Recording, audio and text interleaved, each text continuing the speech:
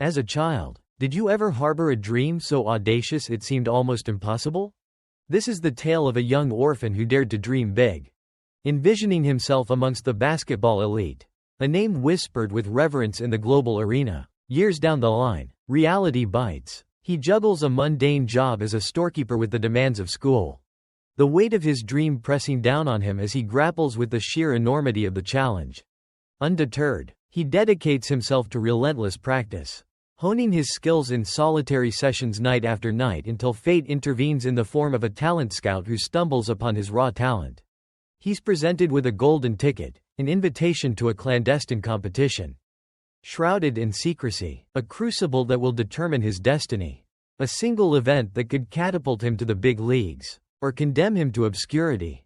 His dreams forever out of reach. The catch? He'll be facing off against the nation's most formidable young players. Ruthless competitors who would stop at nothing, even sabotage, to claim victory. Our story unfolds in the sweltering summer of 2024. On the vibrant West Coast, amidst the electrifying atmosphere of the overtime elite tryouts. A chaotic free-for-all where every player is out for themselves. It's a battle royale on the court. A relentless clash of talent and ambition as each competitor vies for supremacy. The crowd roars with unrestrained enthusiasm, their cheers echoing through the stadium as they rally behind their chosen champions. Meanwhile, high above the frenzy, in the secluded opulence of the VIP section, powerful figures, the gatekeepers of the basketball world, observe the unfolding drama with discerning eyes. They're on the hunt for promising young talent. Diamonds in the rough, ripe for investment and poised for greatness. A nearby monitor displays the leaderboard, highlighting the crème de la crème. Among them, 3 names stand out: Malik, Carter and Eli, a distinguished member of the VIP panel, find themselves utterly captivated by the scene unfolding before them, witnessing the overtime elite tryouts firsthand for the very first time. Eli is visibly impressed. He announces that 9 aspiring basketball players are participating in this rigorous selection process. Their objective is straightforward yet demanding: to outscore one another in a display of individual skill. The challenge is amplified by the absence of traditional teams, creating a unique dynamic on the court where every player is for themselves. A flurry of activity ensues as several players lunge for the ball. Their determination palpable. Each individual strives to wrest possession from their competitors in a relentless pursuit of the coveted sphere. Observing the frenetic scramble for the ball, the VIP member remarks on the seemingly chaotic nature of the free-for-all. As all 9 contestants vie for control of the single ball, he ponders whether this unconventional scenario truly qualifies as basketball. The sheer unconventionality of the tryout challenges his understanding of the sport, leaving him to question its very definition. Suddenly, one contestant displays exceptional agility. Swiftly snatching the ball, with remarkable speed, he makes a beeline for the basket, aiming to secure a point. The other participants, momentarily stunned by his rapid movement, watch in astonishment as he executes his maneuver. Their gazes follow him intently, observing from behind as one of the scouts in the VIP section takes note of his exceptional display.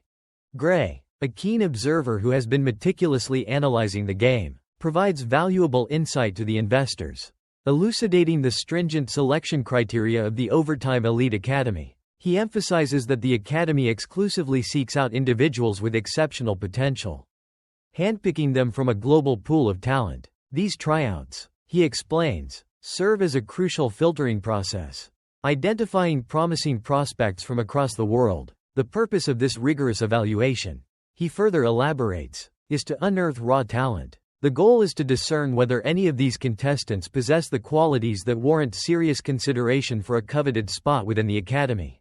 The affluent investor, a man accustomed to calculated risks and predictable returns, finds his established beliefs challenged. He openly questions the rationale behind this seemingly barbaric display, pondering aloud what meaningful insights can be gleaned from such a brutal contest. In his view, the 9 aspiring athletes are merely engaging in a chaotic scramble for possession, a far cry from a sophisticated evaluation of skill. He argues that this disorganized melee offers no discernible measure of individual talent or potential for greatness.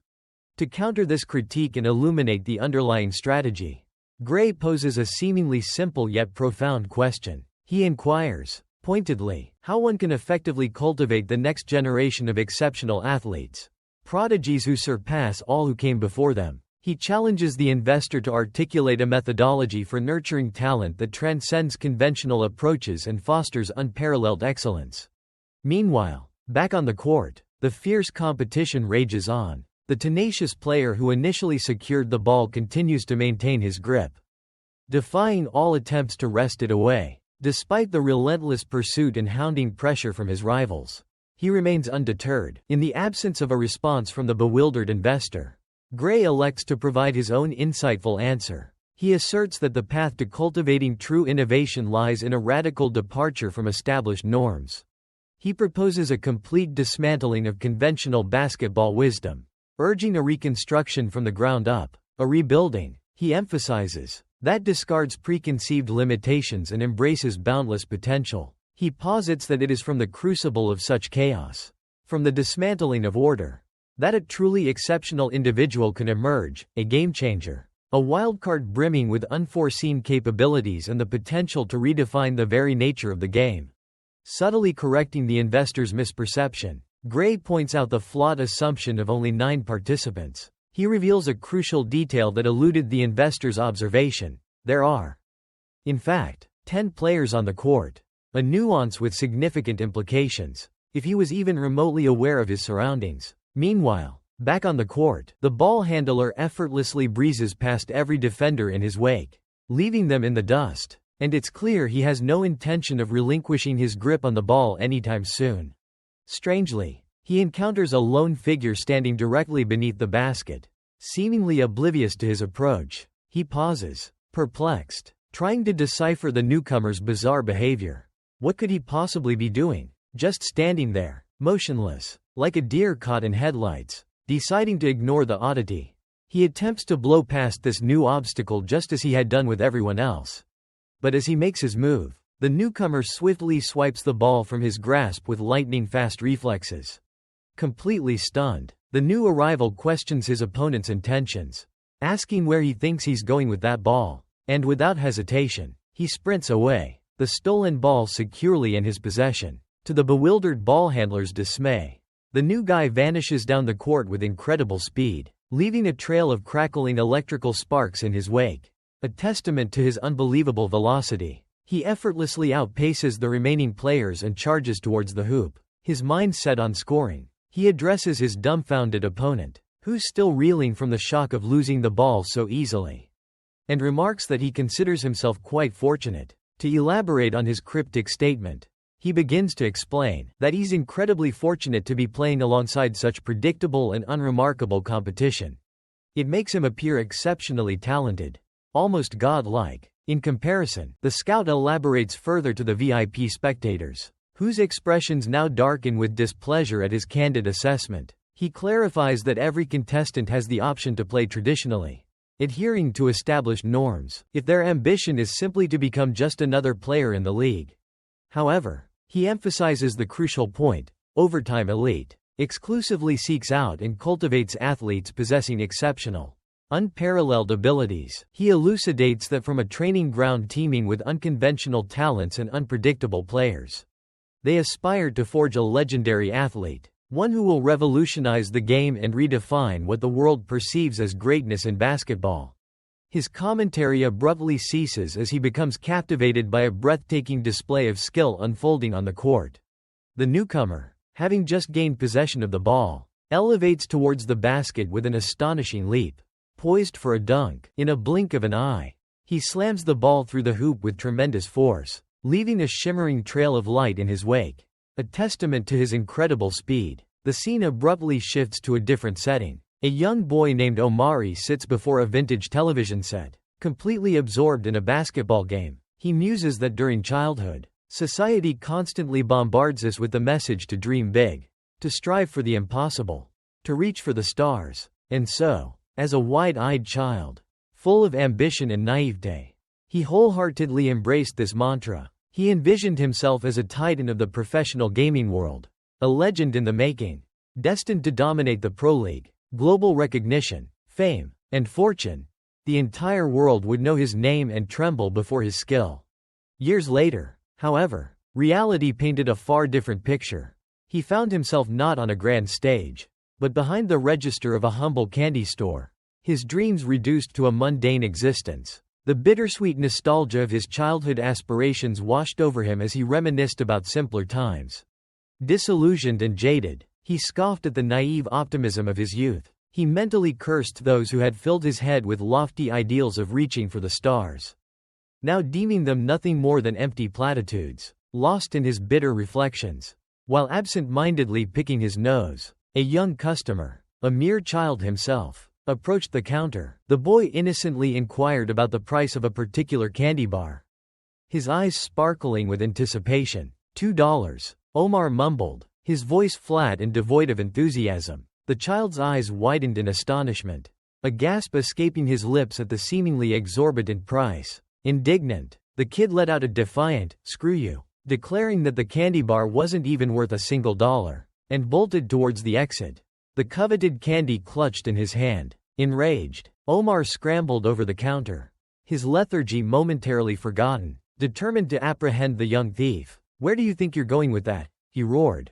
his voice filled with righteous anger. The child, unfazed by Omar's outburst, offered no response, only a mischievous wag of his tongue. He continued his daring escape, his prize secured, leaving Omar in his dust. In a surprising twist, Omari swiftly grabs a nearby bag and throws it, landing squarely on the kid's head. After snatching the money from the young thief's grasp, Omari deposits it back into the cash register. The kid, now sporting a fresh bump on his head from the unexpected impact, stammers out an apology to Omari, respectfully addressing him as "Sir." Overwhelmed with fear of further repercussions, Omari simply orders him to leave the store. Jonathan, the store owner, having observed the entire incident unfold, expresses his gratitude to Omari for handling the situation. He informs Omari that he can clock out early, as he intends to close up shop for the night, and hands him his well-deserved paycheck. Thrilled by the prospect of an unexpected early departure, and receiving his pay at the same time, Omari is overjoyed. He eagerly accepts the offer. As he makes his way out, he calls out a compliment to Jonathan, expressing his admiration before happily exiting the store. Walking home, a well-known quote comes to mind: "Fear is the thief of dreams." He ponders the profound meaning behind these words. He contemplates how anyone can dare to dream in such a harsh and unforgiving world. With a swift motion, he snatches the cash, his fingers crumpling the now empty envelope. A contemplative expression washes over his face as he ponders life's relentless pull in countless directions. The discarded envelope sails through the air, landing with a soft thud in a nearby trash receptacle. A surge of satisfaction courses through him, a small victory in the precision of his aim. He resumes his journey homeward, his steps carrying him closer with each stride. The rhythmic bounce of a basketball catches his attention as he passes the local court. A group of kids engrossed in a heated game. He pauses, his feet rooted to the spot. Drawn in by the spectacle before him, his gaze remains fixed on the players, observing their every move. The intensity of the match captivates him, his eyes tracing the arc of the ball as it soars through the air. With a sigh, he tears himself away, mindful of the time and the promise of a late arrival home. He crosses the street, navigating the flow of traffic with practiced ease. Upon reaching the familiar threshold of his home, he sheds his bag with a careless toss, his hands already reaching for his own basketball. A quick greeting escapes his lips as he acknowledges his aunt's presence. He informs her of his intention to drop off his belongings. A fleeting stop before venturing out once more, he attempts a stealthy exit, tiptoeing towards the door in hopes of avoiding a barrage of questions. His efforts are in vain. As his aunt emerges, her inquiring gaze fixed upon him. "And just where do you think you're going?" she asks, her tone laced with suspicion. Her posture shifts, a subtle but unmistakable transformation. It's the classic "Big Auntie" stance, the universal sign of impending trouble, and informs him that dinner preparations await his attention. His younger cousin, Cassie, also requires his assistance with her homework assignments. She reminds him of his own neglected academic duties. A frown begins to crease our protagonist's brow. The realization dawns on him: his basketball game is slipping away. He attempts to reason with her, explaining his desire for just a few quick shots before returning home. But she swiftly grabs him by the ears, pulling him along without hesitation. She asserts that basketball can wait until his chores are completed. As he's dragged away, Omari's basketball tumbles to the ground. She emphasizes the immediate needs of his family. She assures him that basketball will always be there for him. With reluctance, he resigns himself to dishwashing duty. His aunt maintains a watchful presence, arms crossed, ensuring his compliance. He acknowledges the lack of alternatives. He recognizes his lack of choice in the matter. He contemplates his predicament. Grudging acceptance or not, he ponders what life could be like if he were free to pursue his true passions. Later, he provides assistance to his younger cousin, who appears completely engrossed in the task of meticulously forming her letters. Following this heartwarming scene, our protagonist lets out a hacking cough as he wrestles with overflowing garbage bags, the pungent odor assaulting his nostrils. In fairness to his aunt, it's worth noting that he certainly wasn't innocent in contributing to the mountainous pile of refuse. Later that evening, we find Omari diligently tackling his homework in the confines of his bedroom. The walls are adorned with a collection of basketball posters, showcasing his passion for the sport. The room, in its slightly disorganized state, embodies the quintessential teenage haven. As he diligently pores over his assignments, the digital display of his table clock flashes 1:07 a.m., announcing the arrival of the witching hour. At the stroke of midnight, he decides to take a well-deserved respite from his studies. He quietly exits his room to check on Cassie, his younger sister. He discovers her peacefully slumbering, lost in the world of dreams. Venturing into the living room, he finds his aunt sound asleep at the table, exhausted after toiling away for hours on a stack of paperwork. A closer examination reveals that the documents scattered across the table appear to be patient test results from Brooklyn Hospital, hinting at her demanding profession in the medical field. Omari gazes at her with a mixture of concern and admiration. He reaches into his pocket, retrieving a folded piece of paper. Quietly, he places his hard-earned paycheck from his part-time job on the table, a silent gesture of love and support. Leaving it for her to discover upon waking, he stealthily makes his way to his bedroom window and slips out into the night, basketball in hand, seeking an escape under the cloak of darkness. Meanwhile, as the moon hangs high in the inky black sky, the talent scout from the overtime elite tryouts stumbles past the deserted basketball court. After indulging in a few too many drinks with his companions, he winces, clutching his head in agony, the telltale signs of a raging hangover evident. He inwardly groans, questioning why his friends always push the limits with their drinking escapades. Just then, the insistent ringing of his phone breaks through the haze of his throbbing headache. A jolt of memory surges through him. He's supposed to be up early, scouting a crucial game this morning. The realization hits him like a ton of bricks. This is going to be an absolute nightmare. The throbbing in his head intensifies, amplifying his misery thanks to the self-inflicted hangover. A string of colorful curses escapes his lips as he mentally berates himself for the predicament he's landed in. Meanwhile, unbeknownst to him, on the very court he's stumbling past, Omari is diligently practicing, the rhythmic bounce of his basketball echoing in the stillness of the night. The scout's ears perk up, instantly drawn to the captivating sound. His gaze fixates on the source, Omari, dressed in his basketball gear, bathed in the dim glow of the court lights. Omari's dedication is unmistakable. He dribbles the basketball, his small form a blur of motion as he crisscrosses the court. Intrigued, the man observes, questioning what a child could be doing practicing so late at night. His gaze sharpens, focusing intently on the boy's every move. A puzzled frown creases his brow as he notes the continuous dribbling, the absence of any attempt to shoot. Sudden comprehension dawns, striking him with the force of a physical blow. From the intricate footwork and defensive maneuvers, he swiftly deduces that the boy is engaged in a one-on-one match. Yet, the court remains eerily empty, leaving the observer with a disconcerting impression.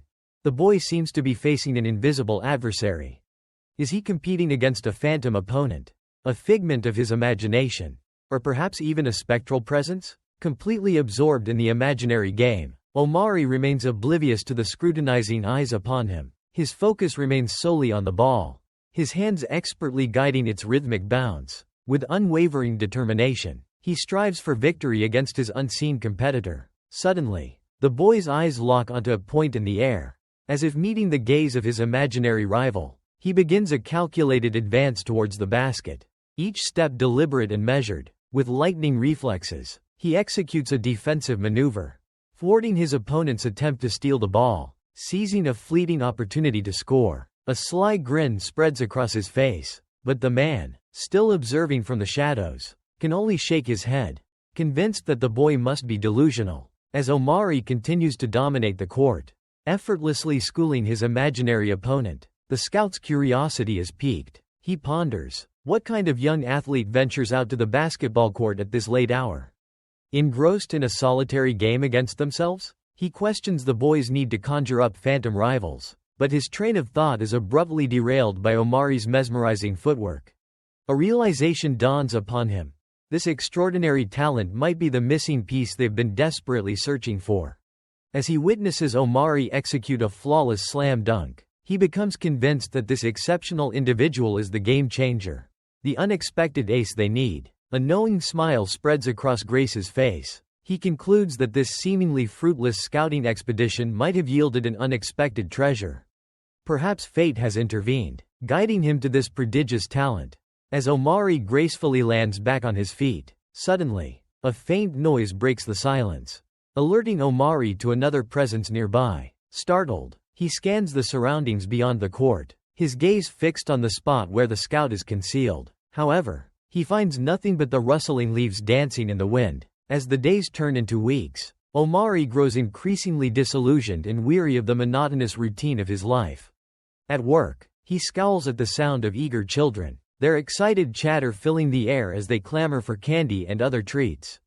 In the midst of a lecture, fatigue overwhelms him, and he succumbs to slumber, his head resting on the desk, a small puddle of drool forming beneath. Meanwhile, his teacher's voice booms, a fervent lecture on his less than stellar conduct echoing through the classroom. Surrounded by the curious gazes of his peers, their eyes fixed upon him, he attempts to articulate the internal conflict that rages within him, a feeling of being pulled in countless directions. He feels utterly torn. Returning home, he dutifully assists Cassie with her academic assignments once more, providing guidance and support. As he does so, his aunt diligently continues her own work, the rhythmic tapping of keys or rustling of papers filling the air.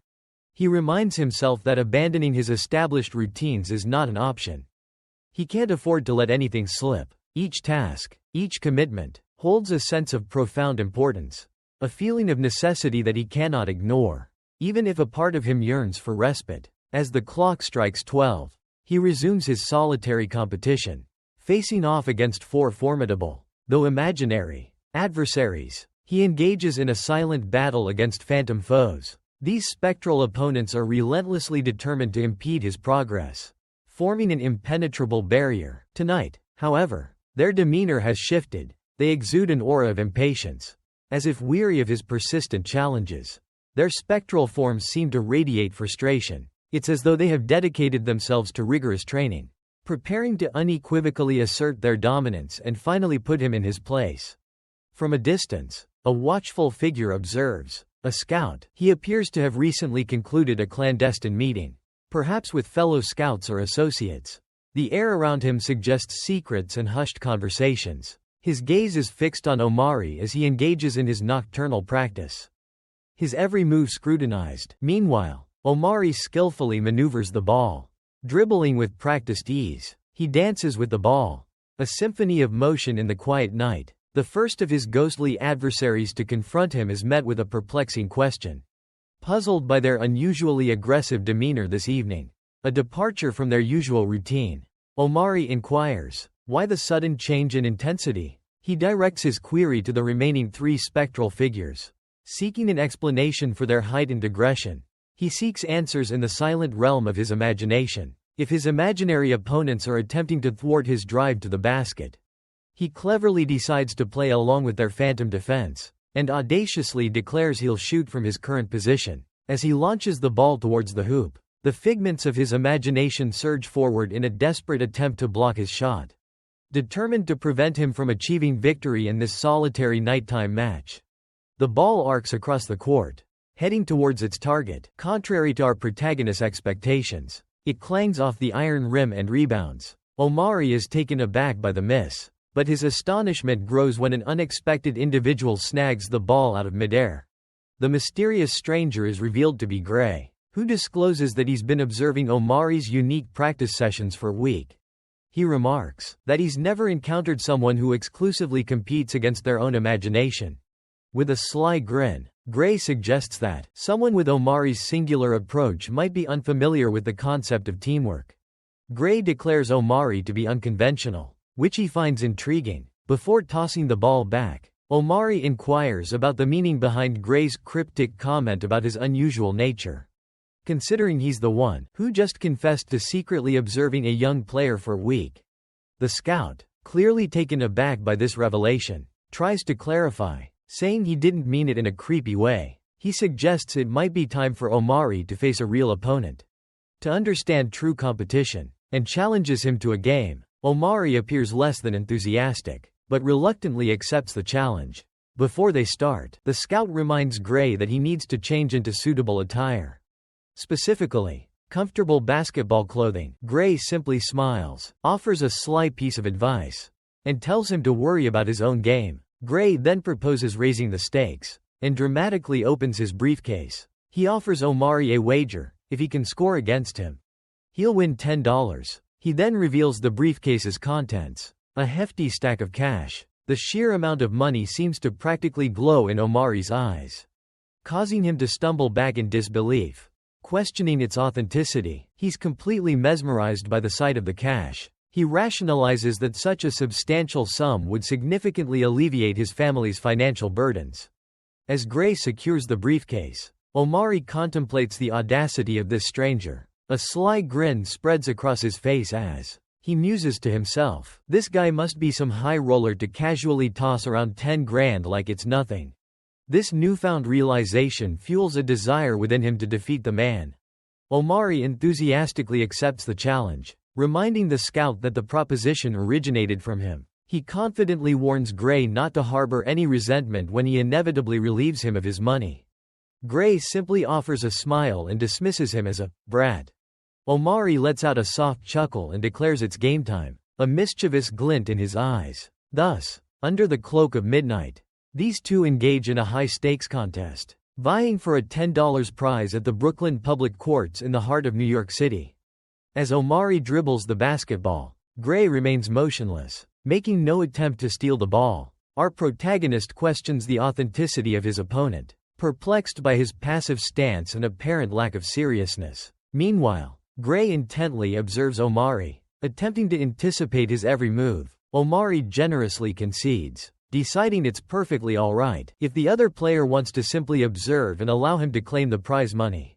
After all, he reasons, the other player probably needs it more than he does. Omari suddenly changes his mind and charges towards the scout, who's heading straight for him, attempting to intercept him. But the scout swiftly sidesteps Omari with a deft move, skillfully dribbling the ball past him in the opposite direction. Having successfully outmaneuvered the scout with his impressive dribbling skills, he triumphantly declares that the money is rightfully his, his voice echoing with confidence, a sinister grin still plastered across his face, his expression radiating smugness. He prepares to score, spotting a clear and unobstructed path to the basket. Our protagonist celebrates his successful maneuver, reveling in the thrill of outsmarting his opponent, and sprints towards the hoop with determination, eager to claim his well-deserved reward. As he launches himself towards the basket, poised for a powerful dunk, Gray, who has been trailing behind, unnoticed, expresses admiration for his opponent's exceptional ball-handling abilities.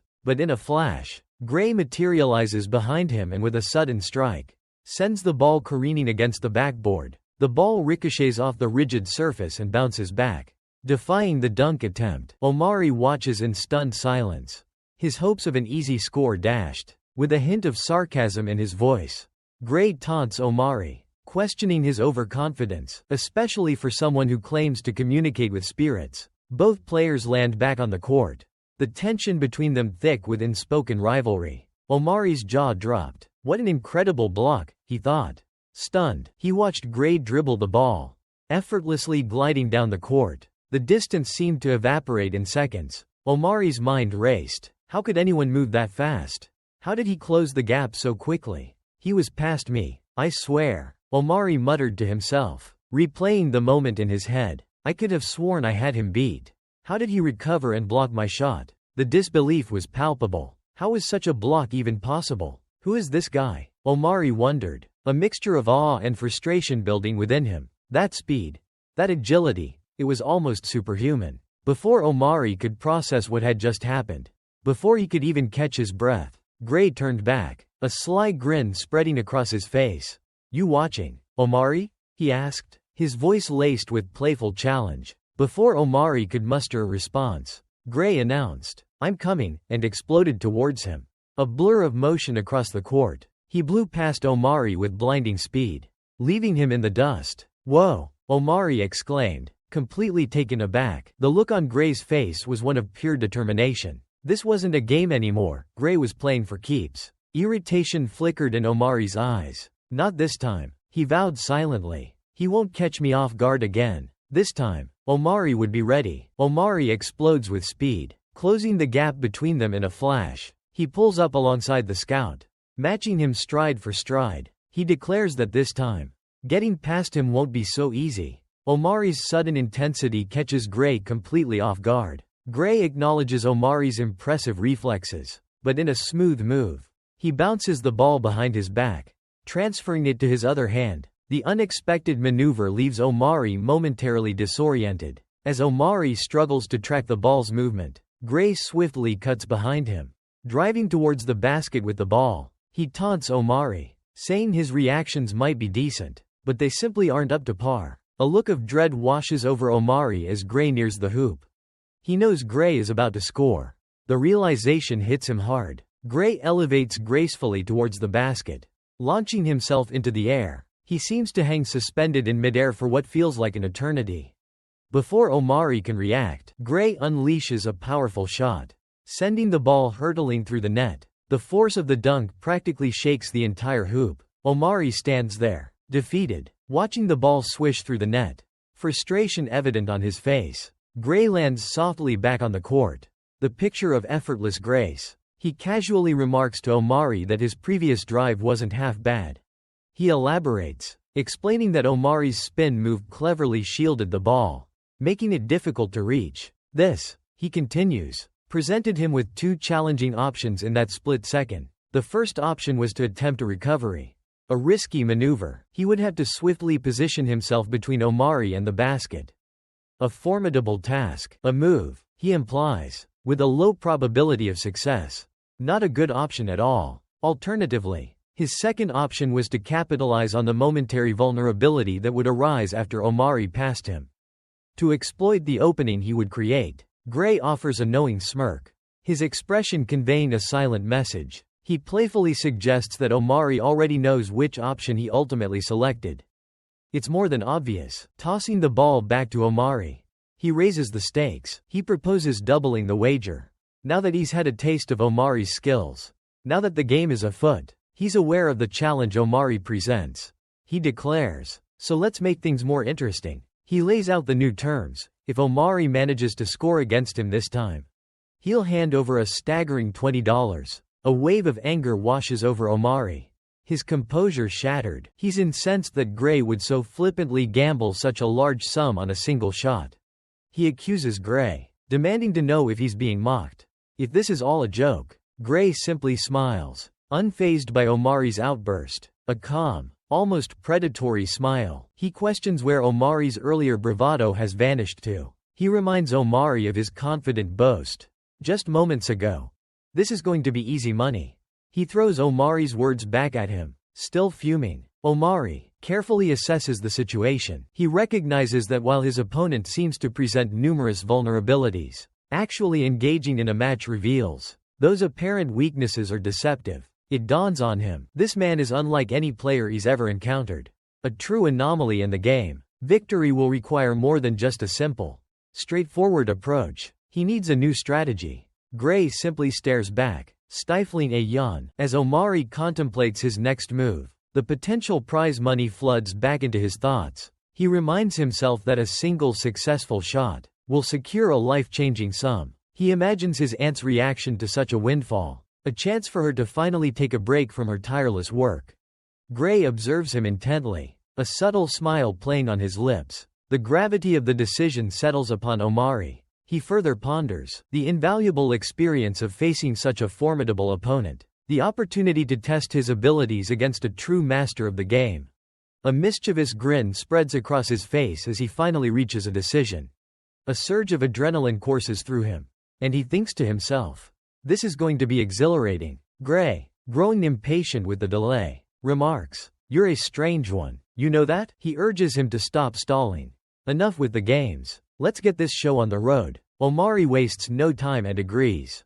"You're absolutely right." He launches himself forward with incredible speed, leaving little time for a defensive maneuver. He declares to Gray, "It's time to settle the score, once and for all." As Omari rapidly closes the distance, Gray realizes that he's approaching even faster than before. His speed has intensified, leaving Gray with mere moments to react. Gray frantically assesses his options, desperately searching for a way to prevent Omari from scoring. His first thought is to cut off Omari's path to the basket by directly intercepting him. He considers positioning himself as a human barricade. Alternatively, he could allow Omari to pass and attempt to chase him down. He contemplates trying to block the shot from behind, just as he did earlier. But as Omari gets within striking distance, Gray reconsiders. He realizes that repeating the same block would be too predictable. It would be a transparent and easily countered maneuver. He resolves to maintain his position directly in front of Omari. Omari's senses heighten as he observes his opponent frozen in place, refusing to budge. A surge of adrenaline puts him on high alert. Sensing a shift in the game's dynamics, he deduces that this encounter won't unfold like their previous face-off. This time, something's different. Omari's mind races, rapidly calculating his adversary's potential next move. He needs a new strategy. A direct approach is immediately dismissed. Charging straight ahead would lead to an inevitable interception. The man's defensive stance makes a frontal assault futile, a guaranteed dead end. A swift maneuver to the right is considered, a potential avenue for 2-0, but the thought is quickly discarded. It's a trap. He'd still collide head-on with his opponent. A rightward feint would only result in another frustrating blockage, leaving him trapped. His final known tactic, a dribbling maneuver that previously led to a successful shot, flashes through his mind. But executing the dribble would require a reduction in speed. A dangerous gamble. Slowing down, even for a moment, would provide the man with ample opportunity to close the distance. A sudden block would become unavoidable, ending the play before it could even begin. Omari arrives at a crucial realization. Victory against such a formidable opponent demands an unorthodox approach. He needs to execute a move so unexpected, so audacious, that it would catch the man completely off guard. By a guy like him, Omari refers to someone lacking formal training, an underdog in the world of competitive basketball. He must unleash a move that defies the expectations associated with a seemingly ordinary kid. A move that a self-taught player, accustomed to solitary practice and lacking experience against formidable adversaries, wouldn't be expected to possess. He needs to transcend the limitations placed upon a dreamer.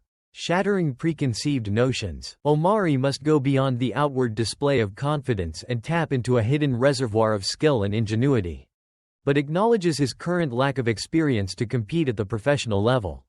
A rapid succession of thoughts races through his mind, vividly picturing himself amidst the electrifying atmosphere of a professional game. He visualizes the basketball hoop before him with crystal clarity. Omari's inner monologue begins. "Let him underestimate me, it'll be to my advantage." He confidently dribbles the ball closer to his opponent, each bounce fueled by determination. His mind is laser-focused on a single objective, scoring. He reinforces his earlier thought.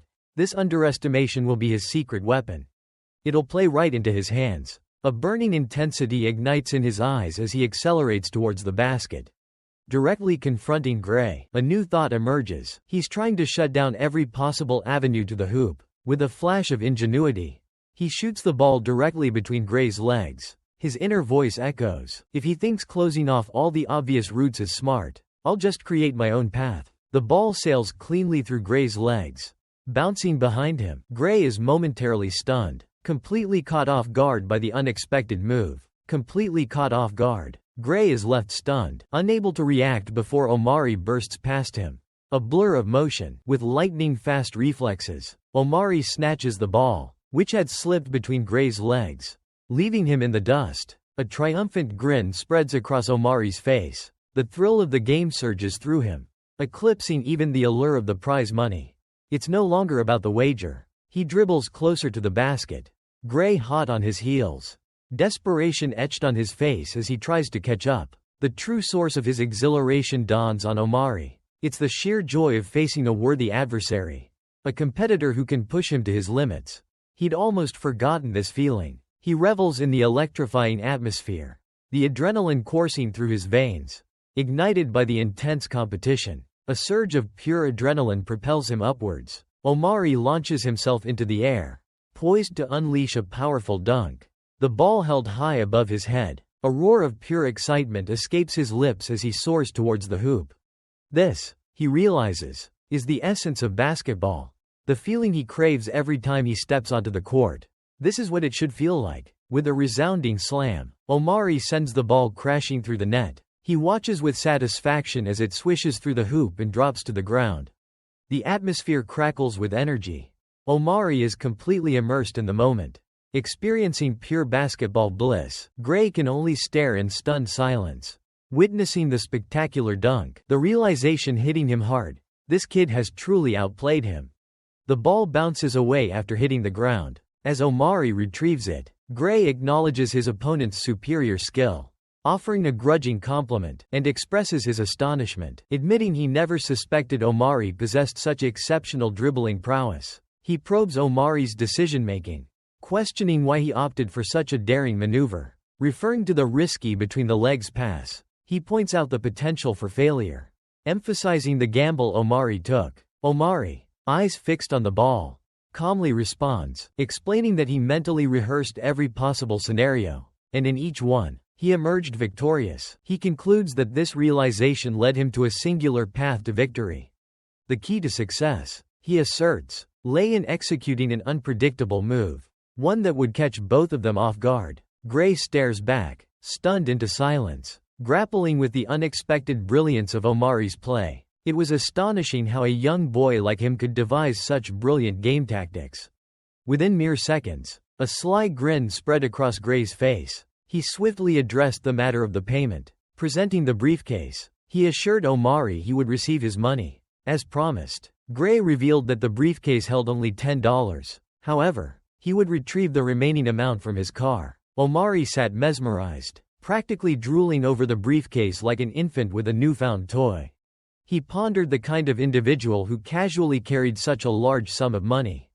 As his hand reached for the briefcase, a beam of imaginary light burst forth, illuminating his delighted expression. Before Omari could begin counting the cash, Gray interrupted, presenting him with an enticing proposition. This immediately diverted Omari's attention from the money. Gray explained that Omari had a choice: accept the $20, seemingly radiating from the briefcase, or opt for a ticket to the overtime elite tryouts. He produced a shimmering silver ticket adorned with vibrant colors. Omari stared blankly, utterly perplexed. He had no idea what the overtime elite was. He inquired about the nature of this mysterious overtime elite. Omari hangs on to every word, anticipating a more detailed explanation. Gray reveals that with sufficient talent and skill, the ticket he holds could pave the path to the prestigious professional league.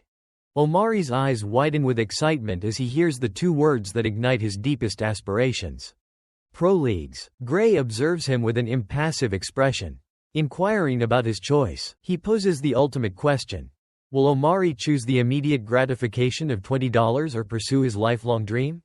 Omari stares back, speechless and utterly astonished. His jaw agape. Just moments prior, winning $20 felt like an unimaginable stroke of luck, the pinnacle of fortune. Now, utterly perplexed, Omari gazes at Gray in bewildered silence. He questions the identity of this enigmatic stranger. The fact that this man casually carries $20 raises suspicion, and his audacious claim of facilitating entry into the pro leagues seems almost too good to be true.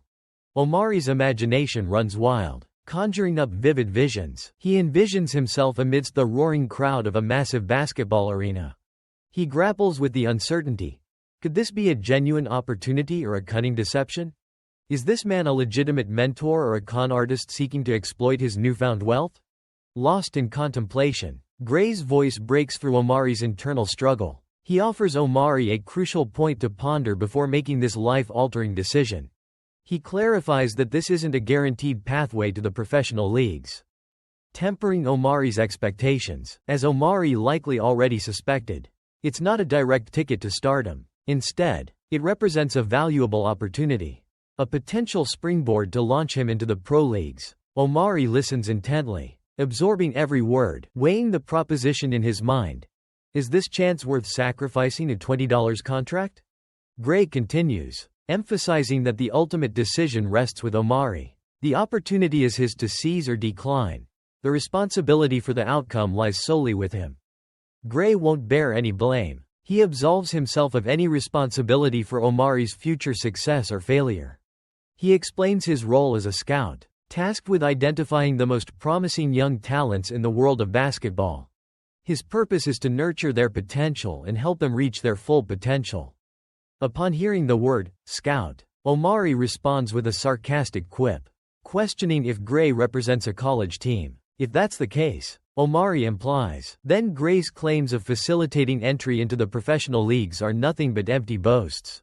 Omari's skepticism draws a chuckle from Gray. He assures Omari that he's not a college scout, dismissing the notion. Instead, he's involved in something far more intriguing.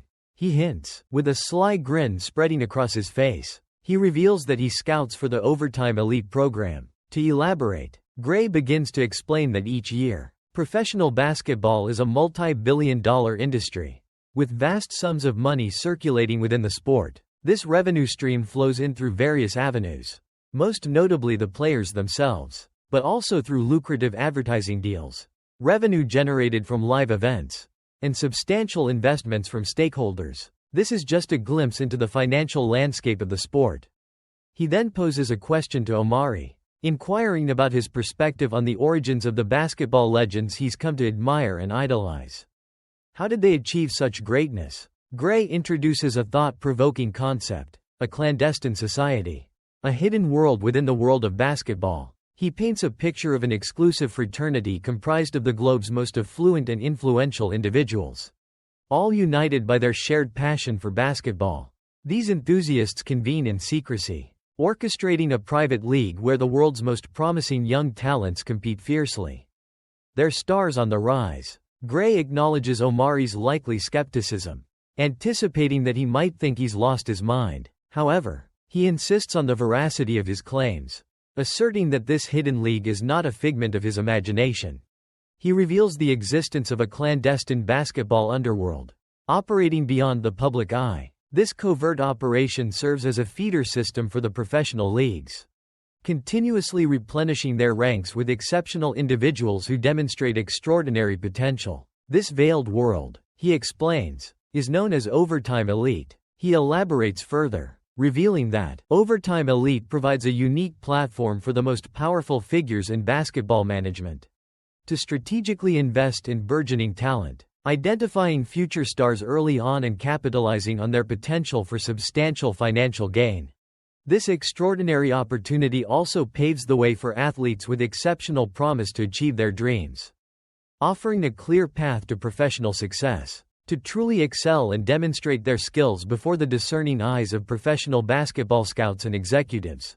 Finally, Gray highlights the significant financial investment in Overtime Elite, stating that with billions of dollars pouring into the program, they have successfully constructed the impressive Overtime Elite Academy. This academy is a cutting-edge basketball institution, equipped with the most advanced and sophisticated technology available, technology imaginable. Its sole purpose is to meticulously develop and hone the skills of promising young athletes, transforming them into future basketball stars. He emphasizes that within this unique environment, basketball is fully integrated into every facet of the students' lives. It's as if these students eat, sleep, and breathe basketball. They're completely immersed in the sport, constantly thinking about and practicing it. Of course, not literally. They have access to the most up-to-date training equipment and technology, utilizing cutting-edge gadgets to enhance their skills. They attend specialized passing clinics and engage in rigorous training sessions designed for continuous improvement. Even there, dorm room assignments are determined by their performance on the court, with the best accommodations reserved for the highest achievers. Only the academy's top performers, the elite among the elite, eventually graduate and move on to the professional leagues. Conversely, those who consistently underperform are removed from the program each month, to ensure that valuable resources and opportunities are not wasted. After providing this comprehensive explanation, Gray, with a final attempt at persuasion, asks Omari one last time if the ticket and its implications truly pique his interest. A crimson blush suddenly creeps up Omari's cheeks, painting his face with a hue of embarrassment and excitement. The mere concept of an institution dedicated to honing the skills of, and subsequently launching prodigious talents into the fiercely competitive realm of professional basketball, proves to be an overwhelming notion for the young man to fully comprehend, as the proposition appears almost too fantastical to be rooted in reality. He challenges Gray, questioning if he genuinely anticipates him to believe in the existence of a clandestine organization, an entity with an air of mystery and intrigue reminiscent of the infamous Illuminati, that would be bankrolling a state-of-the-art basketball academy equipped with cutting-edge technology. Point blank, he accuses Gray of being delusional, questioning his sanity. In response to the accusation, Gray simply scratches his head in a gesture of bemusement, contemplating how else he can effectively convey the veracity of his claims. Gray concedes that the entire narrative does sound rather unbelievable when framed in such a manner. Finally, he relents, assuring Omari that it's perfectly acceptable if he harbors doubts and doesn't believe him. He further adds that Omari is still welcome to accept the substantial sum of money being offered. Now, a formidable dilemma presents itself to our protagonist. He contemplates the allure of the $20, a life-altering sum, and concludes that perhaps the opportunity was indeed too enticing to be genuine. However, a lingering uncertainty gnaws at him. The tantalizing image of the extraordinary academy once again flickers across his mind's eye. Intrigued, Omari questions Gray about the hidden conditions attached to this seemingly incredible opportunity at the academy. Gray, a smug grin still plastered across his face, explains that the academy serves as a meticulously crafted training ground, a preparatory platform designed to hone the skills of those destined for the fiercely competitive professional leagues.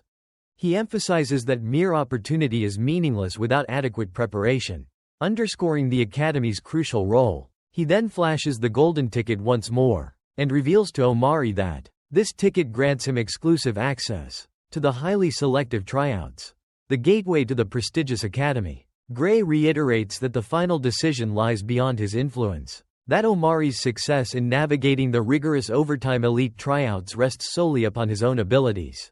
His fate, Gray emphasizes, is entirely in his own hands. Gray discloses that their network of scouts spans the globe, tirelessly searching for exceptional talent. These scouts conduct clandestine tryouts worldwide each year, hidden from public view. The secrecy surrounding these tryouts is paramount, ensuring only the most deserving are discovered. Within these high-stakes trials, each aspiring athlete faces a grueling series of elimination games. For those who falter, the dream of professional basketball will remain forever out of reach. The door slammed shut. However, from the crucible of each tryout, 9 exceptional athletes will rise above the rest, emerging victorious as the elite of the elite, and these individuals have earned their place among the select few chosen to enter the prestigious overtime elite academy. A wave of apprehension washes over Omari as he reflects on the intense competition that awaits him within the academy's walls. Beads of sweat begin to form on his brow as a daunting thought crosses his mind.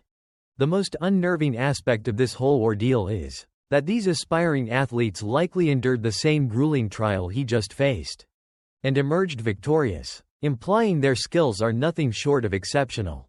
He realizes he'll be facing some serious talent. The atmosphere thickens with tension as Omari carefully contemplates his options, the weight of the decision bearing down on him. He recalls the years of relentless dedication, the countless hours spent honing his craft, all leading up to this pivotal moment. This is the chance he's been waiting for his whole life. This is the opportunity he has yearned for since childhood. The chance to prove himself on a grand stage. Gray observes him intently, a knowing smile playing on his lips. seemingly aware of the internal struggle raging within Omari. He understands the monumental decision Omari faces.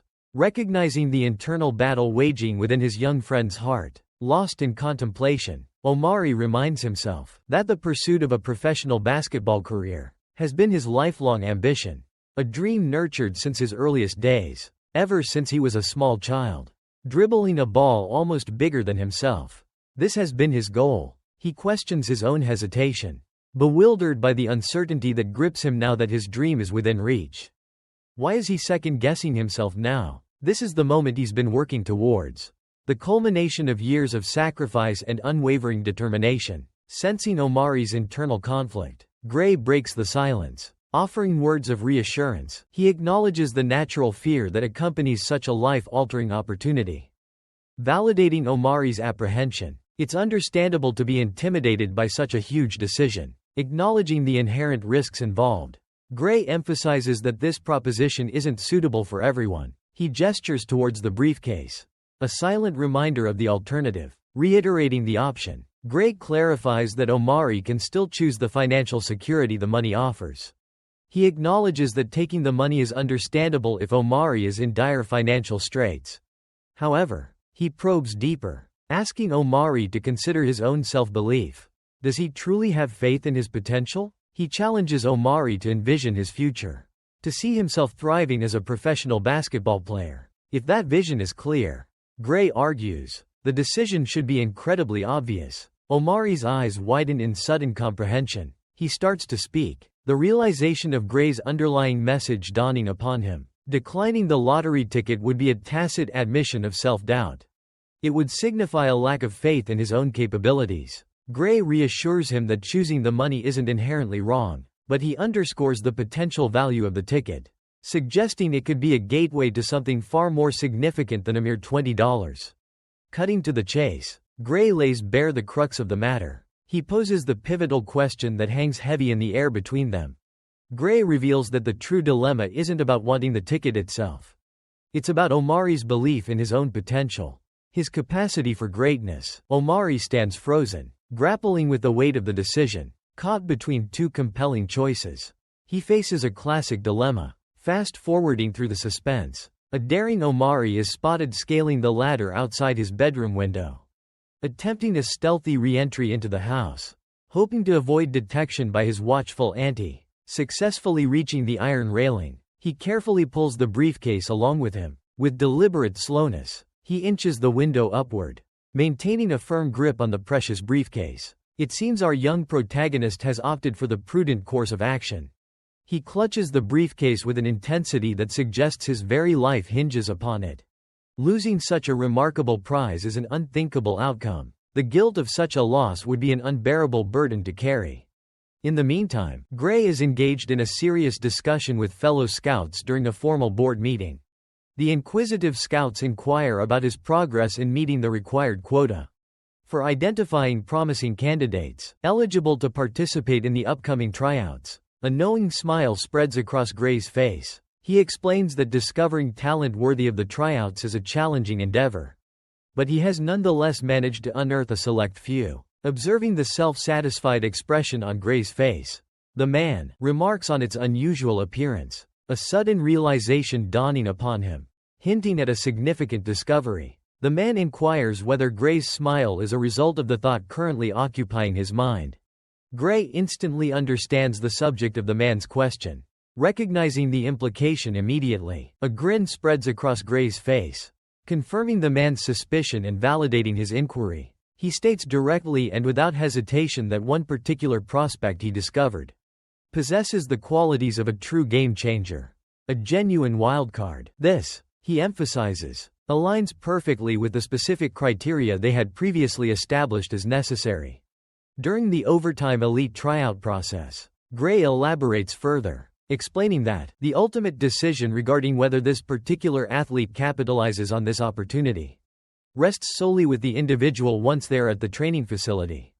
Gray unlatches the briefcase and peers inside, carefully examining the contents within. Upon opening it, the coveted silver ticket for the overtime elite tryouts is revealed. Its presence within the briefcase signifies a profound decision, The prospect chose to pursue his aspirations rather than accept a financial offer. Gray assures the man of his conviction, expressing unwavering confidence that his chosen candidate will indeed utilize the ticket. This certainty stems from the fact that the prospect declined a substantial financial proposition of $20 in favor of pursuing this opportunity. Later, Omar is observed traveling with the ticket in hand, his destination unknown. Meanwhile, the remaining scouts at the table express astonishment upon hearing Gray's revelation.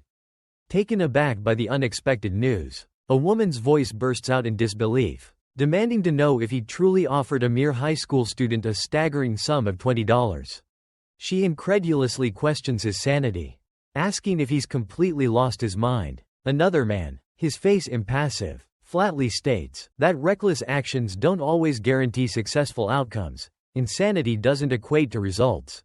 A concerned friend reminds him pointedly that this is his absolute final opportunity to identify a suitable candidate, someone capable of enduring and surviving the grueling tryouts. Gray, with his characteristic gesture, calmly adjusts his glasses and assures them confidently that this time, he will deliver the perfect candidates they seek. The men counter his claim, reminding him that none of his recent recruits have managed to progress to the final round of the selection process. Undeterred, he simply tells them to wait and see, his confidence unwavering. 1 week passes. Omari arrives at a dead end, instructed to present his ticket for entry. Facing a solid brick wall, he questions whether he was given the correct address. Could this truly be the right place? He sighs in frustration, attempting to decipher the perplexing situation. Holding out his ticket, he wonders if he perhaps missed a turn, took a wrong path. Suddenly, a hidden computerized system embedded within the wall scans his ticket. The voice on the other end identifies Overtime Elite Trial participant number 300, confirming it's directed at Omari. As the confirmation is made, specifically referencing him, the seemingly solid wall before him begins to mysteriously open. The scene unfolds with a magical quality, reminiscent of something straight out of a Harry Potter film. A hidden door, concealed behind the ordinary brick wall, swings open, revealing a dazzling, unseen world, a vibrant and previously unknown space that had been there all along. A welcoming voice from the system announces his arrival into the future of basketball. The next generation of the sport. The pathway beckons, awaiting his entry into this new realm. Omari reflects internally, a silent thought to himself, recognizing he's tired of a life unfulfilled, a life that doesn't align with his aspirations. He's ready for a change. As he contemplates this new opportunity, a stern warning from the system interrupts his thoughts. He is reminded of the strict confidentiality agreement, divulging any information about Overtime Elite or any associated entities carries a severe penalty, a lifetime ban from any involvement with basketball in any capacity. Omari marvels at the extensive power and influence this organization possesses. Wow, they really have some serious pull, he thinks. But Omari, lost in his own thoughts, barely registers the warning. He envisions a transformed future, a life brimming with possibilities. He dreams of providing for his loved ones, ensuring their well-being, while simultaneously pursuing his own basketball ambitions. He concludes that this opportunity, this invitation, is the key to unlocking his dreams, the path to realizing his goals. This is his ticket to a better life, a life he's determined to make a reality. With a resolute glint in his eyes, a fire of determination burning bright, he vows to himself, "I'm going to join the ranks of the Overtime Elite, a league of legends forged in sweat and sacrifice." He yearns to achieve the ultimate dream, the burning ambition of becoming a professional, a basketball player of unparalleled skill and renown. With this unwavering goal in mind, he steps inside, ascending a seemingly endless flight of stairs. Omari, with a buoyant spirit and an aura of unwavering optimism, strides confidently past the arduous staircase and into a room that pulsates with futuristic energy. As he walks, each step echoing with purpose, a thought reverberates within his mind. I can scarcely believe I've made it here. A sense of awe and disbelief washing over him. A nagging question arises, a shadow of doubt creeping into his thoughts. What will my aunt do if she discovers I've skipped work? The potential consequences weighing heavily on his conscience. And neglected school, all for the sake of a basketball game? The gravity of his actions sinks in, the potential repercussions looming large. A chilling image flashes across his mind's eye. A horrifying vision of his aunt wielding a menacing knife. The very instrument of his potential demise. He envisions her sniffing the blade. A macabre ritual of retribution. A cold sweat breaks out. Beads of perspiration forming on his brow as fear grips him. He trembles at the thought of her wrath. He rationalizes, attempting to calm his racing heart. The worst part isn't her discovering my secret escapade. Trying to convince himself that the true danger lies elsewhere. It's not the clandestine journey itself, but the fact that I forfeited a staggering $20. The true weight of his transgression settling upon him. A sum that will undoubtedly incite her fury. A financial betrayal that could seal my fate. The thought of her reaction sends shivers down his spine. She'll undoubtedly eliminate us both. He concludes, the fear of imminent death palpable. Perspiration continues to pour down his face. A testament to the terror that consumes him. He's drenched in a cold sweat of dread. The source of his anxiety, the root of his fear, is none other than his formidable aunt. His dread stems entirely from her potential wrath. With a surge of adrenaline, Omari steels himself, mustering the courage to banish the terrifying thoughts. I can't even bear to dwell on it, he mutters, pushing the fear aside. Emboldened by a newfound resolve, he presses forward, determined to continue down the path he's chosen. He gathers his courage and resumes his journey. He rationalizes the risk, the potential consequences fading in comparison to the ultimate reward. He decides that this immense gamble, this perilous undertaking, is the very reason that he must capitalize on this extraordinary opportunity. His mind flashes back to his childhood, to days spent on the basketball court, honing his skills, with his aunt cheering him on from the sidelines, her encouragement fueling his passion. He resolves to resurrect the seemingly impossible dream, a dream he had long ago relinquished. With unwavering determination, he strides through the final threshold, fully prepared to confront the repercussions of his choices. The world Omari enters elicits a gasp of astonishment, for it's a sight unlike anything he's ever witnessed. Within the chamber, he observes numerous boys, mirroring his own youthful ambition, each attempting to shoot imaginary basketballs into phantom hoops, their movements filled with fervent hope. He then notices a group of men clad in black, positioned ominously behind the boys, their presence casting a shadow of intimidation directly before him. The men abruptly seize one of the children, who protests his potential, claiming he can perform better. He pleads desperately for another chance, a chance to prove himself, but his pleas fall on deaf ears as the men relentlessly drag him away. Omari watches helplessly as the boy is forcibly removed, his desperate cries for mercy echoing in the air, begging not to be taken. A chilling sense of dread washes over Omari as he grapples with the unsettling scene unfolding before him. Wondering what sinister events are transpiring, one of the men clad in black instantly recognizes him. Identifying him as participant 300 without a moment's hesitation, he curtly informs Omari that he has arrived behind schedule. The man instructs him to select a designated area, and to don a pair of specialized goggles designed for the overtime trial. The man offers no explanation as to the purpose of the goggles or what awaits Omari. He simply states that Omari will have to decipher the rest on his own. Omari softly murmurs the word, goggles, to himself. Lost in contemplation, he's perplexed and questions the reason behind this peculiar requirement. The entire situation strikes him as an uncanny and unsettling military experiment. Leaving him deeply uneasy, the advanced technology surrounding him seems out of place for a simple basketball tryout. Further fueling his confusion, he slowly approaches a timer placed on the ground. His curiosity piqued the moment he steps onto the timer. Activating it, his attention is immediately drawn to a young boy standing directly beside him.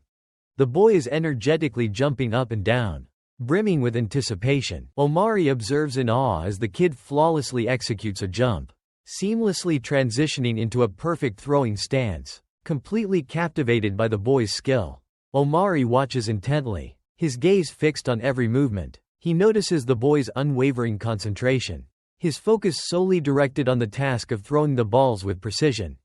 The boy is so engrossed in his practice that he remains completely oblivious to Omari's observation. Omari marvels at the boy's intense focus, pondering the level of dedication required to maintain such concentration. He contemplates the boy's unwavering commitment as he resumes his own preparations. Glancing to his side, Omari spots a pair of goggles, strikingly similar to the ones worn by the enthusiastic kid nearby, hanging from the terminal he's holding. The goggles beckon him. He takes them in his hands, a thought forming in his mind. Slipping them on couldn't be that difficult. It seemed like a simple enough action. He swiftly puts them on, eager to commence his own trial, to see what all the excitement was about. The instant transformation of his surroundings catches him completely off guard. A wave of surprise washing over him. The moment the goggles are in place, the world shifts. It becomes clear that the goggles are some kind of advanced reality-bending device. Through the lenses, he can now perceive the previously invisible balls the other kids have been so intently throwing. They materialize before his eyes. He also notices the digital percentages hovering above their hoops, glowing with an otherworldly light. These percentages serve as a real-time scoreboard, tracking their every success and failure, their wins and losses. The boy beside him boasts a flawless 100%, a testament to his skill. In stark contrast, another unfortunate participant languishes at a dismal 23%, a harsh reflection of his struggles. Finally, understanding dawns on Omari. He comprehends the reason behind their constant jumping and fervent activity. He reaffirms that the boy next to him maintains a perfect score of 100%. An incredible feat. This signifies an impeccable performance, meaning he hasn't missed a single shot throughout the entire trial. Without warning, a virtual character materializes before him, taking the form of a vibrant, animated basketball. The energetic creature enthusiastically greets Omari, welcoming him to the Overtime Elite tryout with open arms, or rather, open seams, and formally addresses him as Participant 300. Omari, visibly shaken and frightened by the unexpected appearance of the creature, blurts out, "What in the world is that thing?" The creature's expression shifts to a frown, and it rebukes Omari for his rudeness. This might not be the best way to start his evaluation, as this creature will ultimately determine his fate in the competition. The small, seemingly harmless creature introduces itself with a rather lengthy title, the Digital Robotic Intelligent Basketball Liaison. More concisely, it tells Omari to call it Dribble. It's a fitting nickname for a basketball-related robot. Dribble clarifies that it has been specifically assigned to Omari by Overtime Elite. It reiterates that Dribble is its preferred name for ease of communication. The robot's purpose is to guide and assist Omari in navigating the challenges that lie ahead. Dribble will explain the requirements for each phase of the Overtime Elite tryouts. It assures Omari that the initial assessments are relatively straightforward. Suddenly, a series of virtual basketballs materialize beside Omari, seemingly out of thin air. The robot announces that his first challenge is a shooting accuracy test. Omari must demonstrate his skills by flawlessly shooting the virtual basketballs. This is a logical starting point, as he has been identified primarily as an offensive player. This assessment must be based on the intel grade provided about his unique skill set. The robotic voice explains that a blue basket will briefly flash before his eyes, appearing for a mere 3 seconds. His objective is to successfully sink at least 60% of his shots during this rapid-fire challenge. This accuracy threshold is crucial. Achieving this benchmark is mandatory to advance to the subsequent evaluation. Omari confidently grasps the basketball. Preparing for the task at hand, he inquires, with a hint of incredulity, if this immersive experience is truly augmented reality. His skepticism stems from the remarkably realistic sensation of the ball's texture and weight in his hands. It feels strangely authentic, the robot boasts, in a self-congratulatory tone. That Overtime Elite has poured billions of dollars into the development of their cutting-edge basketball training system. It proudly proclaims the system's unparalleled sophistication, highlighting its state-of-the-art augmented reality technology. Furthermore, it emphatically asserts that no other system globally can rival its capabilities.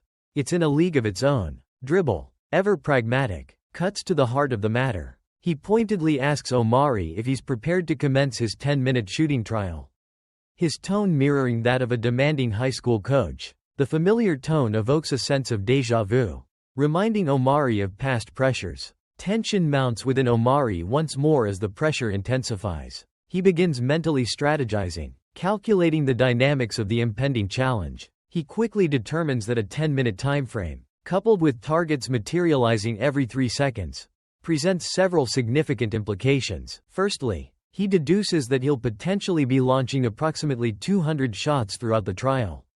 A daunting number indeed. He's got a daunting task ahead, sinking around 120 of these shots.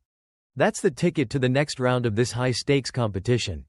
Why 120? Because that magic number represents a 60% success rate, the benchmark he needs to hit. Dribble, sensing the pressure, poses a crucial question. What dire consequences await if he falls short and doesn't advance? He needs to know what kind of fire he's playing with. What's at stake? Although, considering the ominous presence of those Heiren men in black, who just dragged someone out, the gravity of the situation should be crystal clear. Dribble lays it out. Failure has a price. First, a vow of silence. He'll be eternally forbidden from breathing a word of his experience here. That's a no-brainer. Straight out of the Men in Black playbook. Classic memory wipe scenario. Loose lips sink ships. Or in this case, get your brain scrubbed clean. Speak of what you've seen. And face the consequences. Secondly, the hammer falls even harder. Permanent exile from Overtime Elite. Banished. Persona non grata. And to add insult to injury, his name will be forever etched on their blacklist. As this grim news sinks in, the Men in Black are seen hauling away another unfortunate soul, whose desperate pleas for mercy echo in the air. Dribble delivers the final blow. Say goodbye to your hoop dreams. Pro recruiters will slam the door in your face. Branded a loser. Your basketball career is effectively over. A shiver runs down Omari's spine. The weight of the challenge is crushing. This time, the weight of the situation crashes down on Omari as he realizes the overwhelming odds stacked against him.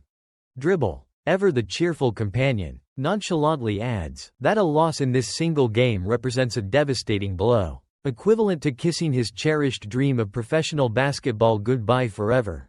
The stakes couldn't be higher. As Dribble's words hang in the air, a visible shiver runs down Omari's spine, the basketball feeling heavy in his trembling hands. The pressure is palpable. Meanwhile, Dribble, with his signature cheerful demeanor, inquires if Omari is prepared to begin, displaying the characteristic detachment of an emotionless AI, a programmed system devoid of human feeling. He matter-of-factly states that Omari is lagging behind schedule compared to other participants, and expresses a desire to expedite the process, urging Omari to move along swiftly. Omari, lost in thought, stares blankly at the ball clutched in his hand, the weight of his decision pressing down on him. Regret flickers in his eyes. One can't help but think he's second-guessing his choice and wishing he had accepted the $20 offer.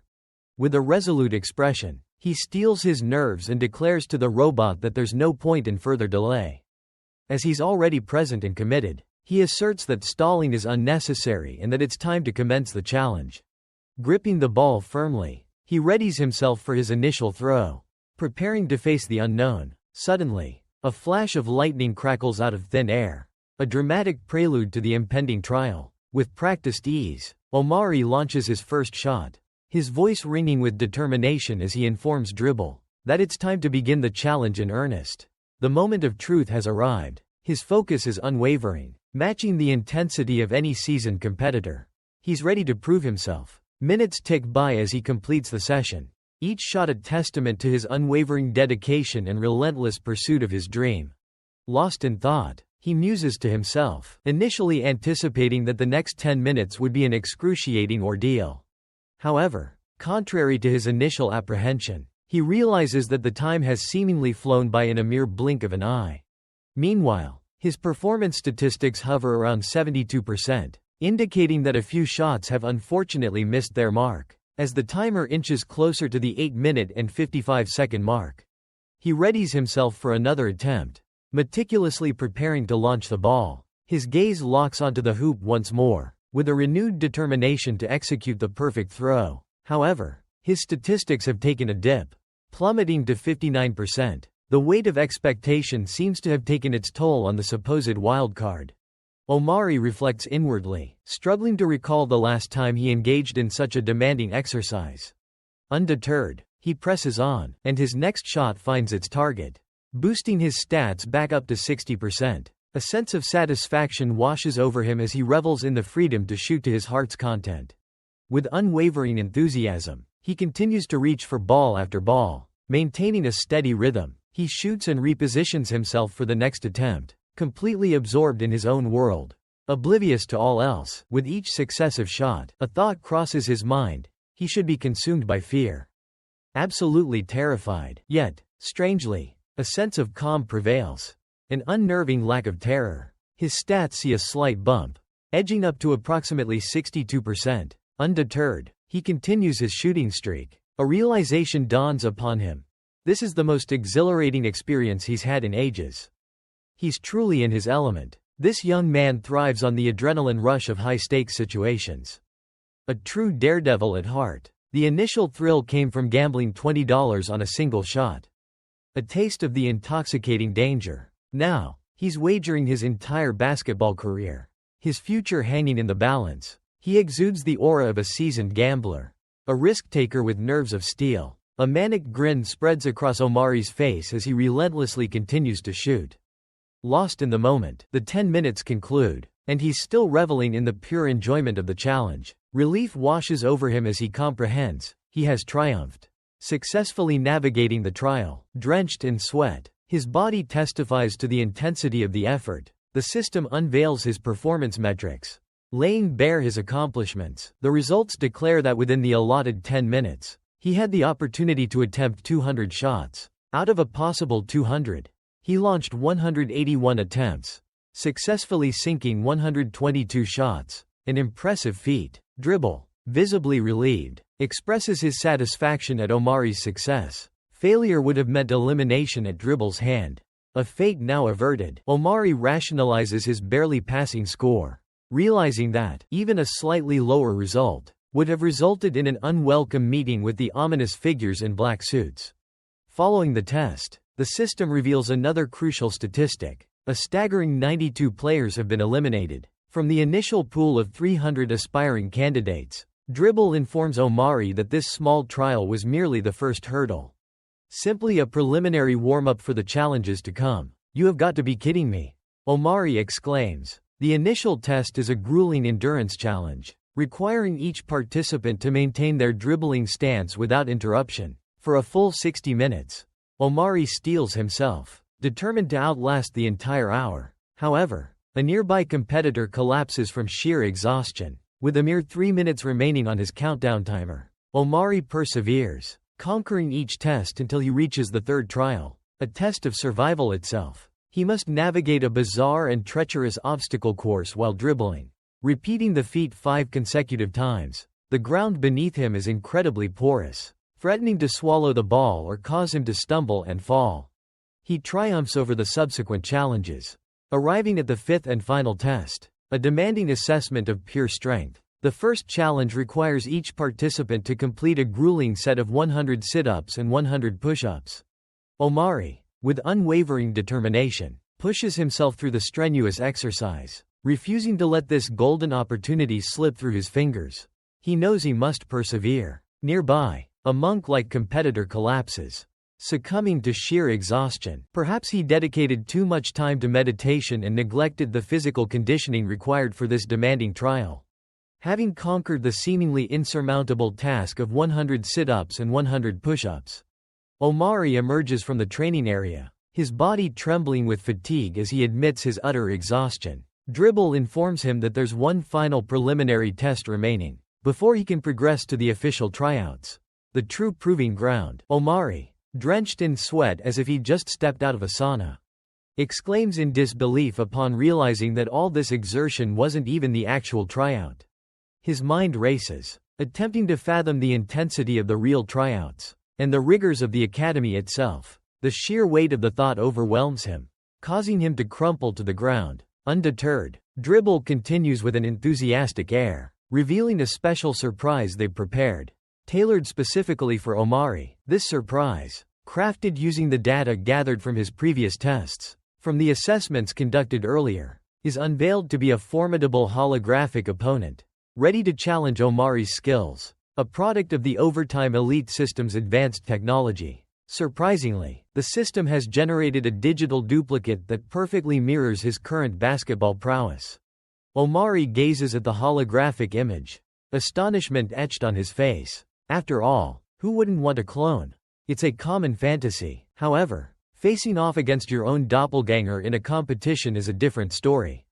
Just like any adrenaline junkie, any gambler hooked on the thrill of uncertainty, Omari thrives on the excitement of unpredictable challenges and unusual circumstances. A grin spreads across Omari's face as he addresses his holographic twin. Intriguing, he confidently strides towards his digital counterpart. Bouncing a basketball, the hologram elucidates the upcoming challenge, a straightforward test of skill. The next trial, it announces, will be a one-on-one basketball match. The contest will be determined by a best-of-3 series. This means the victor will be decided over 3 potential rounds. The first to win 2 rounds claims victory. The crucial question hangs in the air. Can Omari outmaneuver a perfect replica of his current abilities on the court? Omari crosses his arms, a confident smirk playing on his lips as he stares down his digital double.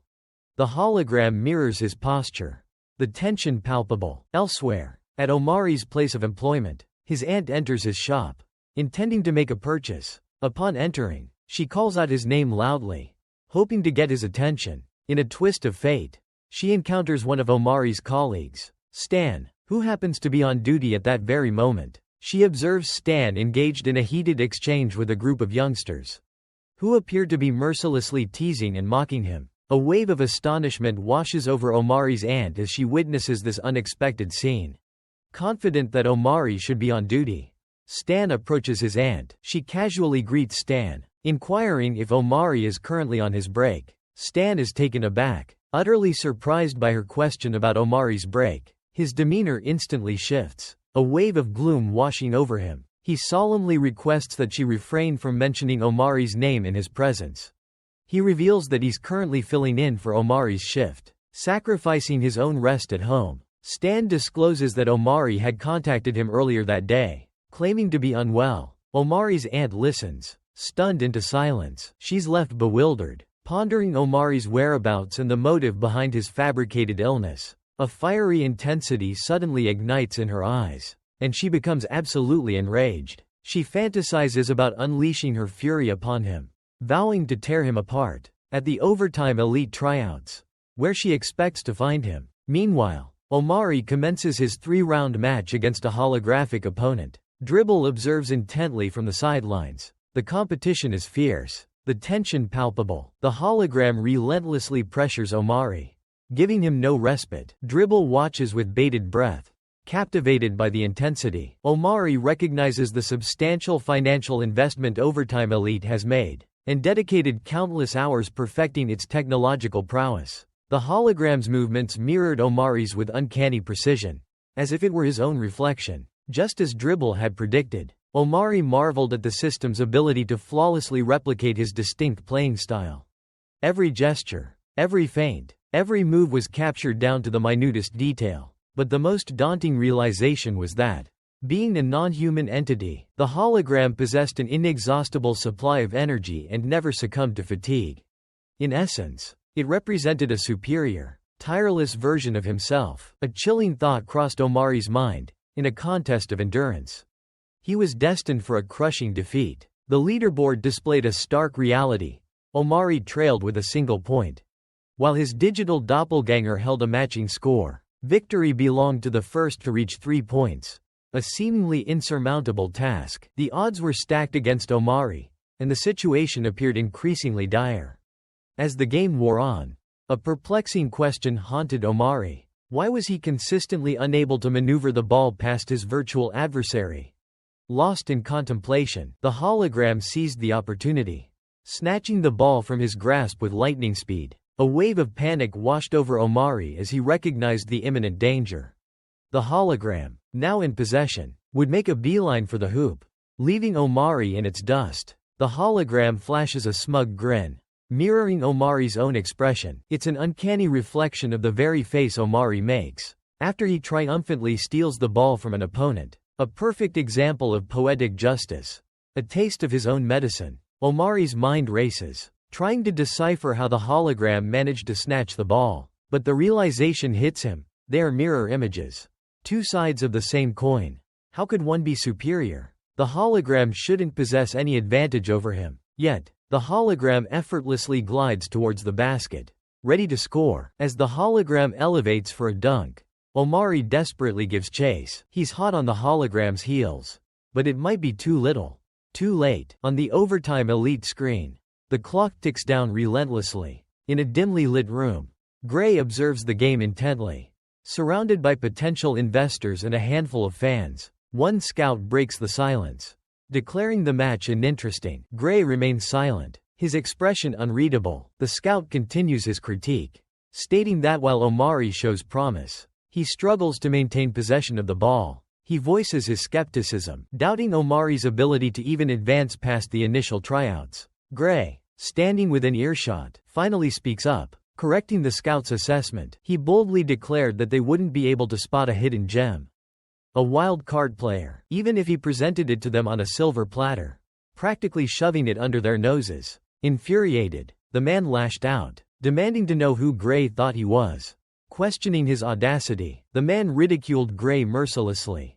Mocking his presumptuousness, he condescendingly reminded Gray that he was still desperately searching for contestants worthy of a wager.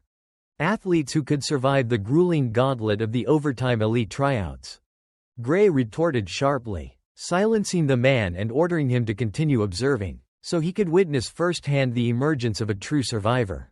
A contestant who would rise above the rest. With a smug grin plastered across his face, Gray, the mastermind behind Overtime Elite, made a bold proclamation, announcing to all present that his selection of this particular wildcard was no accident, but a calculated decision. Referring to Omari, it was perplexing how Gray maintained such unwavering confidence in him, especially considering Omari teetered on the brink of elimination, a mere point away from failure. The scoreboard swiftly updated, awarding the hologram 2 points, while Omari remained stagnant with a solitary point. Dribble urgently exclaimed, warning Omari that just one more basket by the overtime elite hologram would shatter his dreams, preventing him from even reaching the tryouts. Omari snapped back at Dribble, demanding silence so he could concentrate, pointing out the obvious nature of Dribble's statement. The atmosphere crackles with tension as Omari meticulously assesses the situation, his mind racing to find a solution. He deduces that if the hologram is a perfect mirror image of himself,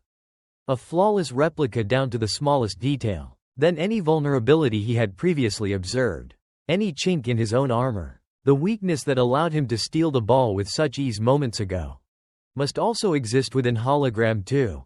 It's a logical leap, a gamble based on the premise of perfect duplication. He observes the hologram positioned before him, guarding the ball with an almost identical stance to his own, a mirror reflecting his every move. His mind races, searching for a way to exploit that hidden flaw, to turn the mirror image against itself. How can he expose the weakness he knows must be there? Finally, he releases a long, measured breath, steeling his nerves. He acknowledges the inherent risk in his next move, a high-stakes gamble with potentially disastrous consequences, but it might be the only way to secure victory. The key to unlocking the seemingly impenetrable defense before him.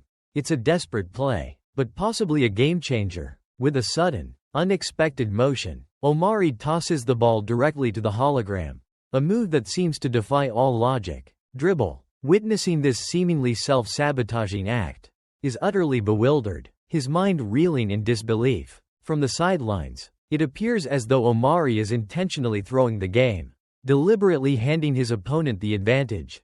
It's a baffling spectacle. Even the seasoned scouts gasp in astonishment, their years of experience offering no explanation for this bizarre turn of events. They've witnessed countless matches, but never before have they seen a contestant willingly surrender possession to their adversary. A move unheard of in competitive basketball. Dribble's voice rings out, laced with confusion and urgency, demanding an explanation for Omari's inexplicable action.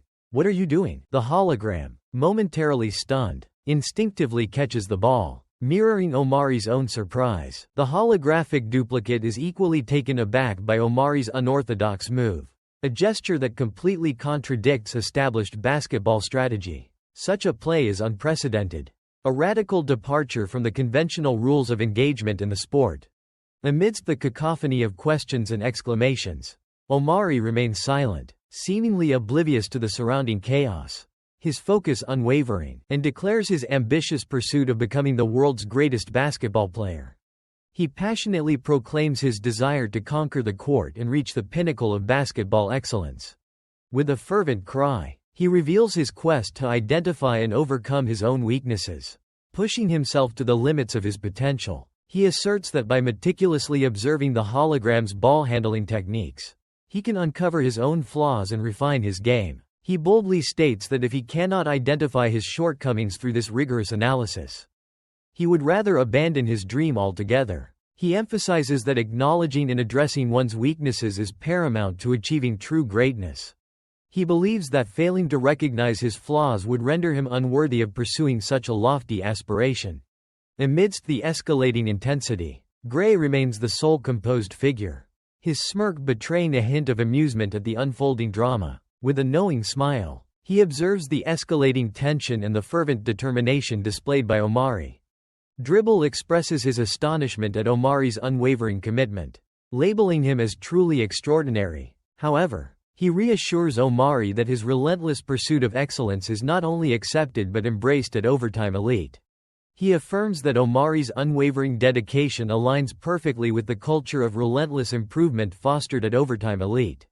The hologram commences its dribbling routine, rhythmically bouncing the ball as Omari intently scrutinizes its every move. With laser focus, Omari analyzes the hologram's dribbling technique, searching for any exploitable weakness. As the hologram continues its mesmerizing dribbling display, Omari maintains his vigilant observation, seeking to decipher its subtle nuances. He anticipates the hologram's next move, preparing to capitalize on any opening that might present itself. Omari's gaze remains fixed on the hologram, absorbing every detail of its movements. He meticulously retraces the hologram's previous actions, seeking to understand how it managed to outmaneuver him. He reflects on their last encounter, analyzing the specific moment where the hologram gained the upper hand. He mentally dissects the various moves the hologram could potentially execute, formulating a strategy to counter each one. These tactics include aggressively driving the ball directly at his opponent,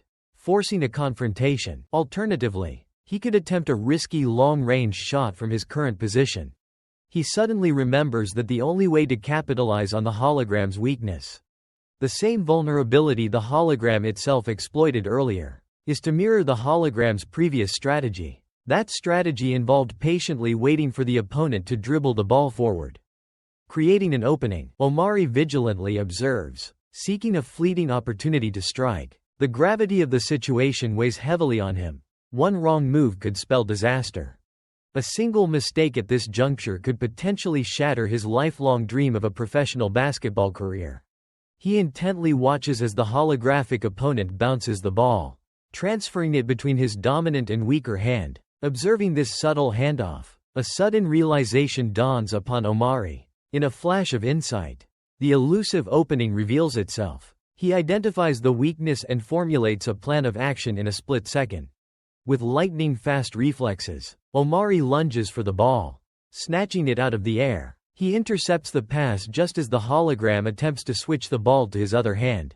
Omari sprints past the bewildered hologram, the stolen ball securely in his grasp. The hologram remains frozen in place, completely stunned by the unexpected turn of events. Left in a state of confusion, the hologram can only wonder what has just transpired. Meanwhile, the observing scouts are practically bursting with excitement. The unconventional brilliance and sheer audacity of Omari's play leave them utterly speechless.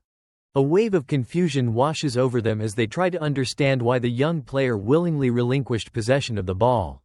Their bewilderment deepens as they witness the even more astonishing feat of him reclaiming it so swiftly.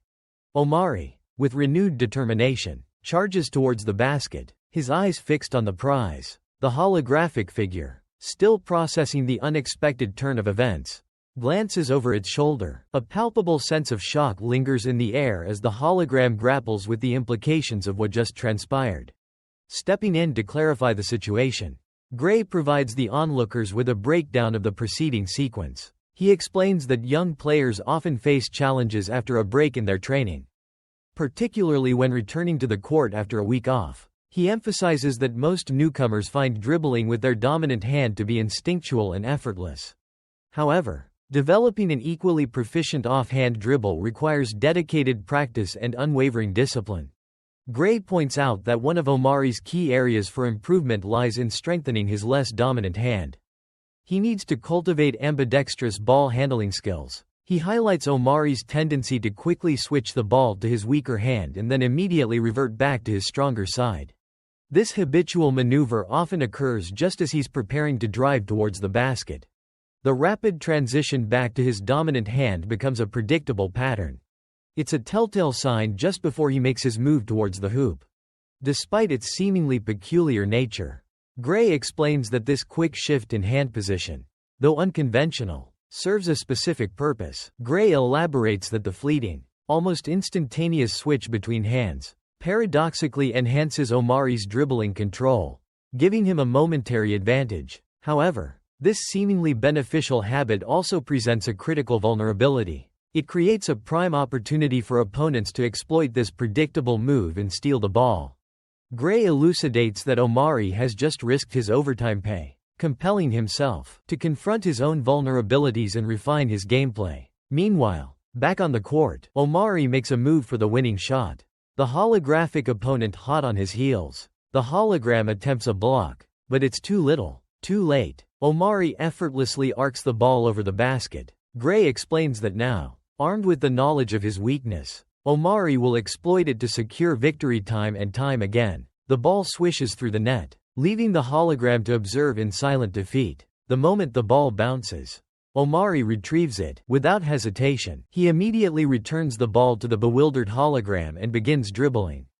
Seemingly losing his composure, the hologram, perplexed, questions why Omari surrendered possession. Omari calmly responds that if the hologram is truly constructed, based on his own data, then it will inevitably repeat the same mistake. The hologram fixates on the ball, a look of despair washing over its virtual face. As the realization of Omari's logic dawns upon it, Omari flashes a mischievous grin, a villainous smirk playing on his lips, and confidently declares that he, on the contrary, would never again commit such a careless dribbling error. He had witnessed firsthand the vulnerability of that move, realizing just how effortlessly his opponent had stolen the ball. Moments later, the scoreboard illuminates with updated figures.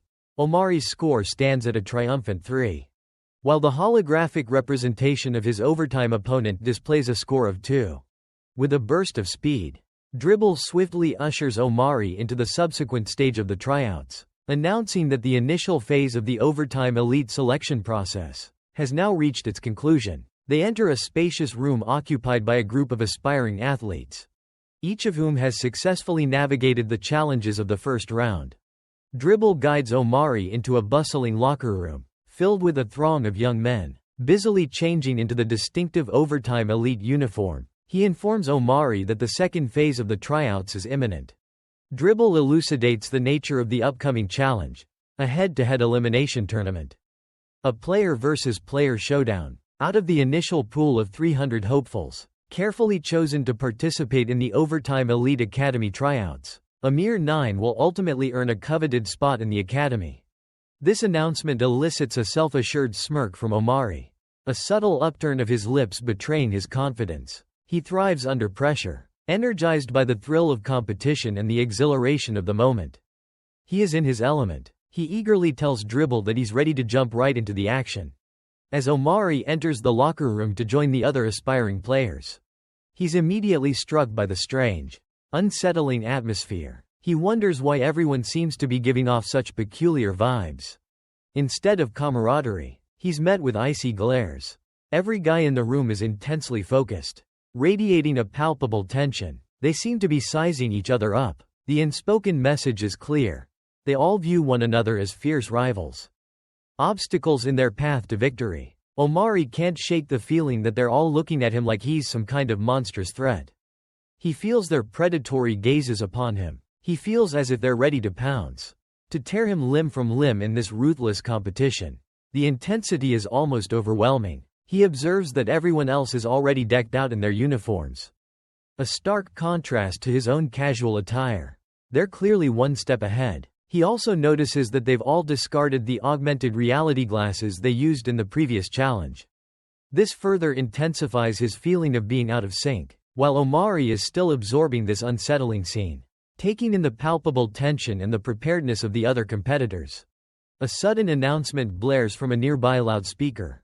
Cutting through the silent animosity, the booming voice offers congratulations to the boys for successfully navigating the initial preliminary tests of the highly competitive overtime elite tryouts. The voice then declares the commencement of Phase 2, signaling a significant escalation in the challenges to come. The pressure mounts dramatically. A massive door leading to the arena designated for the next phase swings open, revealing the path to the next level of competition. As the group listens intently to the ongoing announcement, hanging on every word, the voice informs the remaining participants that they should have already upgraded their equipment by switching to the advanced lenses provided in their lockers.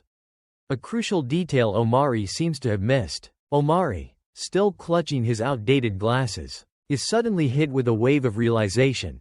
His old glasses are useless now. The next phase demands a technological leap he hasn't made.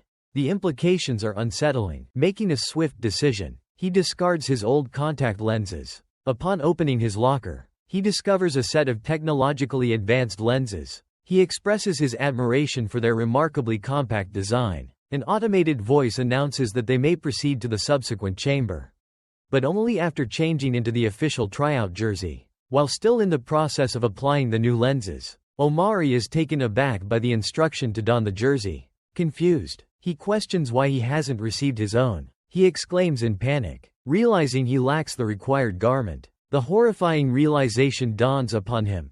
He's on the verge of disqualification. The possibility of being eliminated without even stepping onto the field terrifies him. Desperation fuels his actions as he frantically approaches several departing players. He urgently inquires about the whereabouts of their jerseys. His pleas fall on deaf ears. They offer no assistance. Their silence stems from viewing him as a direct competitor. Suddenly, a young man named Tien emerges from behind. Approaching Omari, Tien reveals his discovery of an extra jersey. He explains that it was located in the locker adjacent to his own. Tien inquires if the jersey, bearing the number 300, belongs to Omari. By remarkable coincidence, it is indeed Omari's missing jersey. Tien generously offers the jersey to Omari, saying he can have it if he wishes. Omari's face lights up with joy, a visible blush creeping onto his cheeks. Overwhelmed by Tien's unexpected kindness and hospitality, overflowing with gratitude, Omari exclaims that Tien is a lifesaver, thanking him profusely for rescuing him from a potentially embarrassing situation. Tien, slightly embarrassed by the praise, simply scratches his head and modestly replies that it was nothing. Suddenly, a physically imposing player with a commanding presence places his hands heavily on Tien's shoulders and demands to know if Tien ignored his earlier announcement to the group.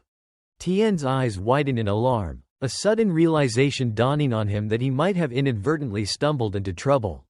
The intimidating figure, introducing himself as Osar, reminds Tien of the harsh reality that only 9 participants will survive the rigorous tryouts, implying that they are all competitors, pitted against each other in a fierce rivalry. He emphasizes that helping each other is strictly forbidden, a betrayal of the cutthroat competition. Tien begins to perspire nervously under the intense scrutiny of Osar's towering presence and intimidating demeanor. Oscar glares down at Tien, questioning his motives for assisting Omari, dismissively referring to him with the derogatory term, shrimp. Tien stammers nervously, offering a hasty apology to Osar. He attempts to explain that he simply found an extra jersey that belonged to Omari, but his words are cut short before he can complete his sentence. Omari throws him forcefully over a nearby table, sending him sprawling. Oscar's friends observe the scene with evident disapproval and dissatisfaction. Omari swiftly positions himself as a barrier between Oscar and Tien, intervening in the escalating conflict. He angrily demands to know what Oscar's problem is. His voice filled with righteous indignation, he adopts a defensive stance, ready to protect Tien from further aggression. Oscar, significantly taller than Omari, looms over him like an imposing giant. Oscar bends down condescendingly and jabs a finger into Omari's chest. He asserts that he doesn't have a problem, feigning innocence, but he quickly reminds Omari that he was the one who took an excessive amount of time, dawdling over his tests and forcing everyone else to wait impatiently before they could proceed to the subsequent stage of the evaluation. Omari simply glares at him with simmering anger as Oscar continues his condescending tirade. Oscar taunts him, suggesting that if he's so inept at basketball, then he should have been eliminated from the competition already. The larger athlete sarcastically remarks on the irony of the organization's name. Overtime Elite. He implies that they might not be so elite after all, given that they've allowed someone as unskilled as Omari to progress this far. Oscar and his entourage depart, heading to the next phase of the tryouts, leaving Omari and Tien behind. Meanwhile, Omari attempts to assist Tien, offering support and helping him recover. While Tien is still down on the ground, Oscar dismissively declares that it's all irrelevant anyway. He asserts that neither of their past achievements hold any significance in this moment. As Omari helps Tien to his feet, Oscar challenges them, proclaiming that they'll settle their differences on the basketball court. The imposing figure turns back to face them, and vows to crush their naive aspirations on the court. The trio steps into the arena, and Oscar taunts his companions, mockingly suggesting that a benchwarmer like Tien could never be on the same level as him. Omari refers to Oscar as a conceited individual and asks Tien if he's familiar with him. Tien confirms Oscar's identity, revealing that they are teammates back home. He describes Oscar as having always been an exceptionally talented player, possessing extraordinary skills. He continues his narration, explaining that Oscar's sole focus is on maintaining his dominance on the court. He emphasizes that Oscar will relentlessly pursue being the best, regardless of the methods required, and he actively tries to diminish everyone else around him. Tien reflects on the recent events, the weight of the altercation settling upon him. In a surprising gesture of humility, he offers Omari a deep bow, expressing his sincere apologies. He takes responsibility for Oscar's disrespectful behavior, seeking to make amends for his friend's transgression. Omari is utterly astonished by this unexpected apology, momentarily frozen in surprise. After a moment of stunned silence, he assures Tien that there's no need for apologies. He emphasizes that Tien was the one who came to his aid, highlighting his own gratitude. Extending his hand in a gesture of introduction, Omari inquires about Tien's name, eager to learn more about the young man who defended him. With a cheerful demeanor, Tien readily shares his name, reciprocating the friendly gesture. He grasps Omari's hand in a firm handshake, solidifying the budding connection between them. Expressing his deep gratitude, Omari declares his indebtedness to Tien and introduces himself in return, sharing his own name. The two young men exchange smiles, a silent understanding passing between them. A strong camaraderie is evident. It seems destined that they will forge a close bond, potentially becoming the best of friends. The foundation for a strong friendship within the Overtime Elite Academy is laid. Of course, this promising future hinges on their successful entry into the prestigious program. As Omari begins to don his jersey, he offers Tien some insightful advice, drawing from his own experiences. Regardless of whether he and Oscar end up as teammates, Omari imparts a valuable lesson. He encourages Tien to stand up for himself, advising him never to allow anyone to bully or mistreat him. Tien listens intently, a frown etched upon his face as he absorbs Omari's words. A palpable sense of regret washes over him as he reevaluates his relationship with Oscar. Amidst this moment of connection and reflection, Dribble materializes seemingly out of thin air, urging them to hasten their preparations, because the second stage of the tryouts is about to commence. Omari flashes a grin at Tien, remarking, "Looks like we have a chance to settle the score with Oscar in the next round." Tien scratches his head hesitantly, murmuring a non-committal, "I guess so." He appears riddled with uncertainty, lacking conviction. It's evident he merely agreed for the sake of it, his words lacking genuine enthusiasm. Omari playfully swats him on the back of the head, exhorting him to show a little more spirit.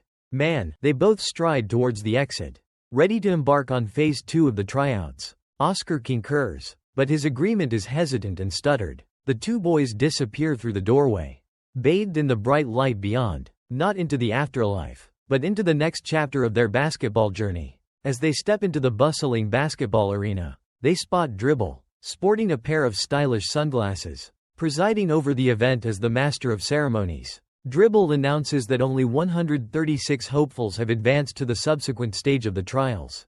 He reveals that this next round is a sudden death elimination challenge, dubbed Dribble Knockouts. He rapidly outlines the rules, of the game, leaving the boys standing there bewildered and slightly overwhelmed. Of the game, leaving the boys standing there perplexed and trying to absorb the information.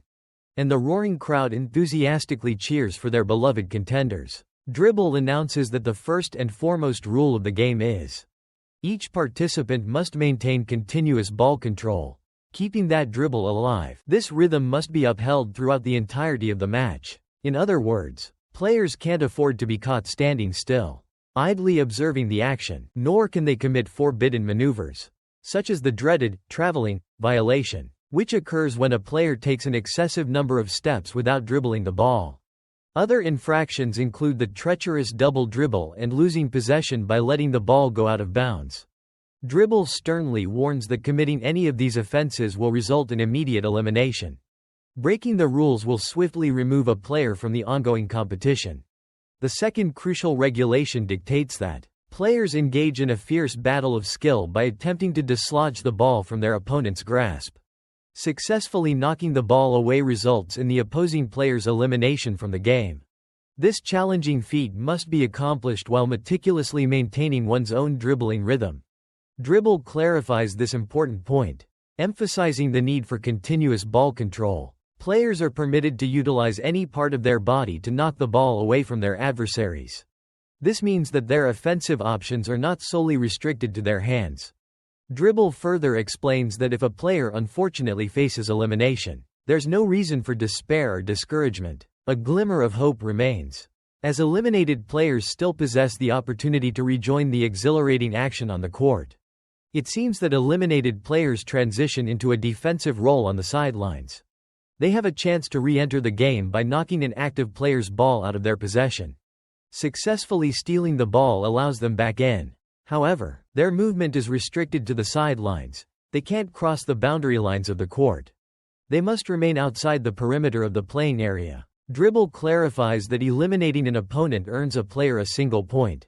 Furthermore, sideline defenders who manage to steal a ball will exchange point totals with the player they successfully dispossessed. Omari and Tien listen intently, clearly surprised by the unusual nature of these rules. The final rule dictates that scores will be calculated once the round concludes. Any player who is a sideline defender or not ranked within the top 18 players with the highest accumulated points when the 10-minute timer runs out will be eliminated from the competition. This signifies that only 18 participants will advance this round. Starting at the 136 mark, the crowd erupts into a thunderous applause. Following the announcement of the rules, Dribble then declares that scouts, sponsors, and enthusiastic fans can now begin placing their wagers. He addresses the crowd, expressing his hope that they paid close attention during the initial Phase 1 trials. He further suggests they've already chosen their favorites, urging them to back their preferred athletes. He emphasizes the abundance of exceptional talent on display today, highlighting the fierce competition. The moment the announcement concludes, a flurry of activity erupts. Scouts, sponsors, and enthusiastic superfans eagerly rush to place their wagers, with bets ranging from a modest $5 to a staggering $23. Dribble engages the audience, posing a challenging question. Can they discern which of these promising contenders possesses the potential to etch their name in basketball history as one of the sport's all-time greats? As the fervent betting continues, the young athletes stand patiently, resembling prized steeds awaiting their owners' decisions. They anxiously await the judgments that will determine their fate. Much like horses at an auction, Dribble declares that tonight's competition will reveal who truly possesses such extraordinary potential. Omari's eyes scan the surroundings, his attention drawn elsewhere. He spots Oscar and his menacing crew positioned strategically to his right. Oscar fixes him with a sinister smirk, a clear indication of his malicious intentions. He's determined to crush Omari, fueled by a relentless desire for his downfall. With the imminent start of the game, tension hangs heavy in the air. Dribble, ever the cheerful host, provides a concise recap of the game's rules. Meanwhile, the boys stand poised, their anticipation palpable as they await the whistle. A large scoreboard materializes, illuminating the arena with the detailed rules of the game, each one meticulously outlined as Dribble had just announced. The massive display board reinforces the regulations, ensuring every participant understands the intricacies of the competition moments before the intense battle begins. With the rules clearly presented for all to see, the anticipation hangs heavy in the air. Dribble, with a commanding gesture, signals the commencement of the exhilarating match. "Let the games begin," he bellows. As if by magic, basketballs instantly materialize in the hands of each competitor. A dazzling display of otherworldly power. The countdown commences. A palpable tension filling the arena as the seconds tick away. Even Omari and Tien, caught off guard, find basketballs suddenly appearing in their grasp, their eyes widening in surprise. The unexpected appearance of the balls leaves them momentarily stunned. A brief pause before the impending chaos. The countdown continues its inexorable march towards zero. The roaring crowd on the edge of their seats, eager for the spectacle to unfold. Spectators hold their breath, hoping their wagers will land them a fortune. Their fortunes hanging in the balance of this high-stakes game. The final second disappears, the countdown culminating in a deafening roar. Dribble's voice booms through the arena, unleashing the torrent of competition. Begin. A cacophony of bouncing balls erupts as hundreds of players simultaneously spring into action. A whirlwind of motion and energy. A chaotic melee ensues, each player aggressively attempting to dispossess their rivals. A relentless struggle for possession. The court transforms into a battleground where every inch is fiercely contested. A relentless struggle for ball control. A frenetic scramble unfolds, players battling with unrestrained fervor. Driven by the primal instinct to win, the contestants fight tooth and nail, desperate to score and remain in the competition.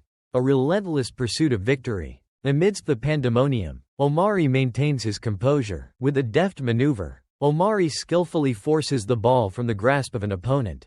A display of agility and precision. Simultaneously, another competitor launches an aggressive attack, aiming to knock the ball from Omari's determined grip. A mischievous thought crosses his mind. He observes the chaotic scene, each player ruthlessly trying to eliminate the competition, embracing the pandemonium with a thrill-seeker's glee.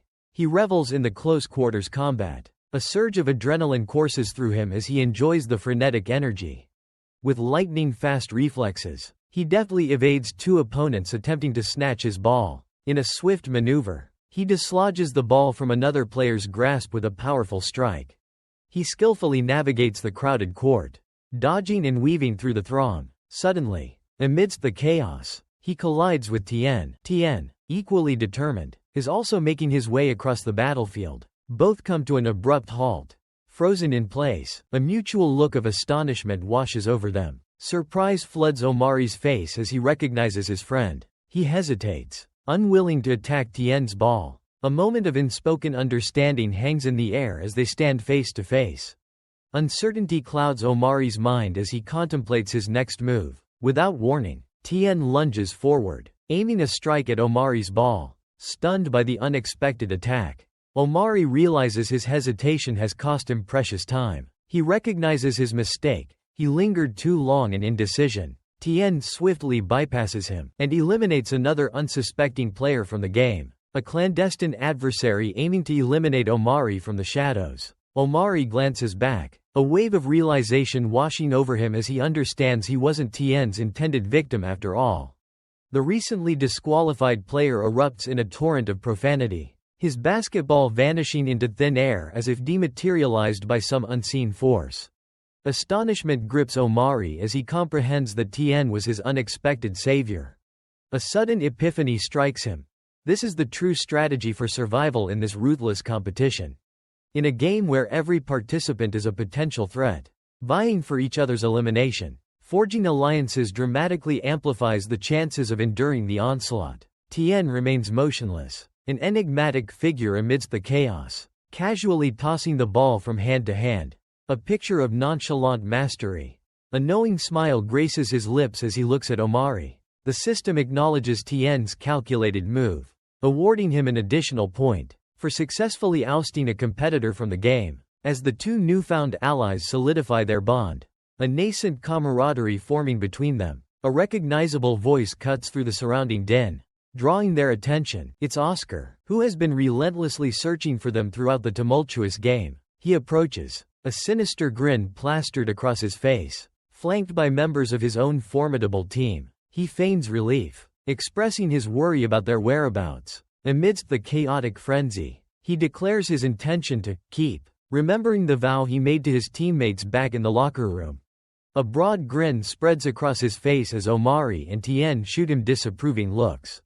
Omari appears exasperated by their constant run-ins with these guys. He mutters under his breath, referring to them as jerks. Omari fixes them with an icy glare, anticipating Oscar and his crew's next move. He waits, tension thick in the air. Oscar barks out an order, commanding his lackeys to attack. Two of them eagerly spring into action, charging towards Tien and Omari with malicious glee. They advance aggressively, yet maintain expert control of their dribble, their eyes locked on their targets. Omari quickly assesses the situation.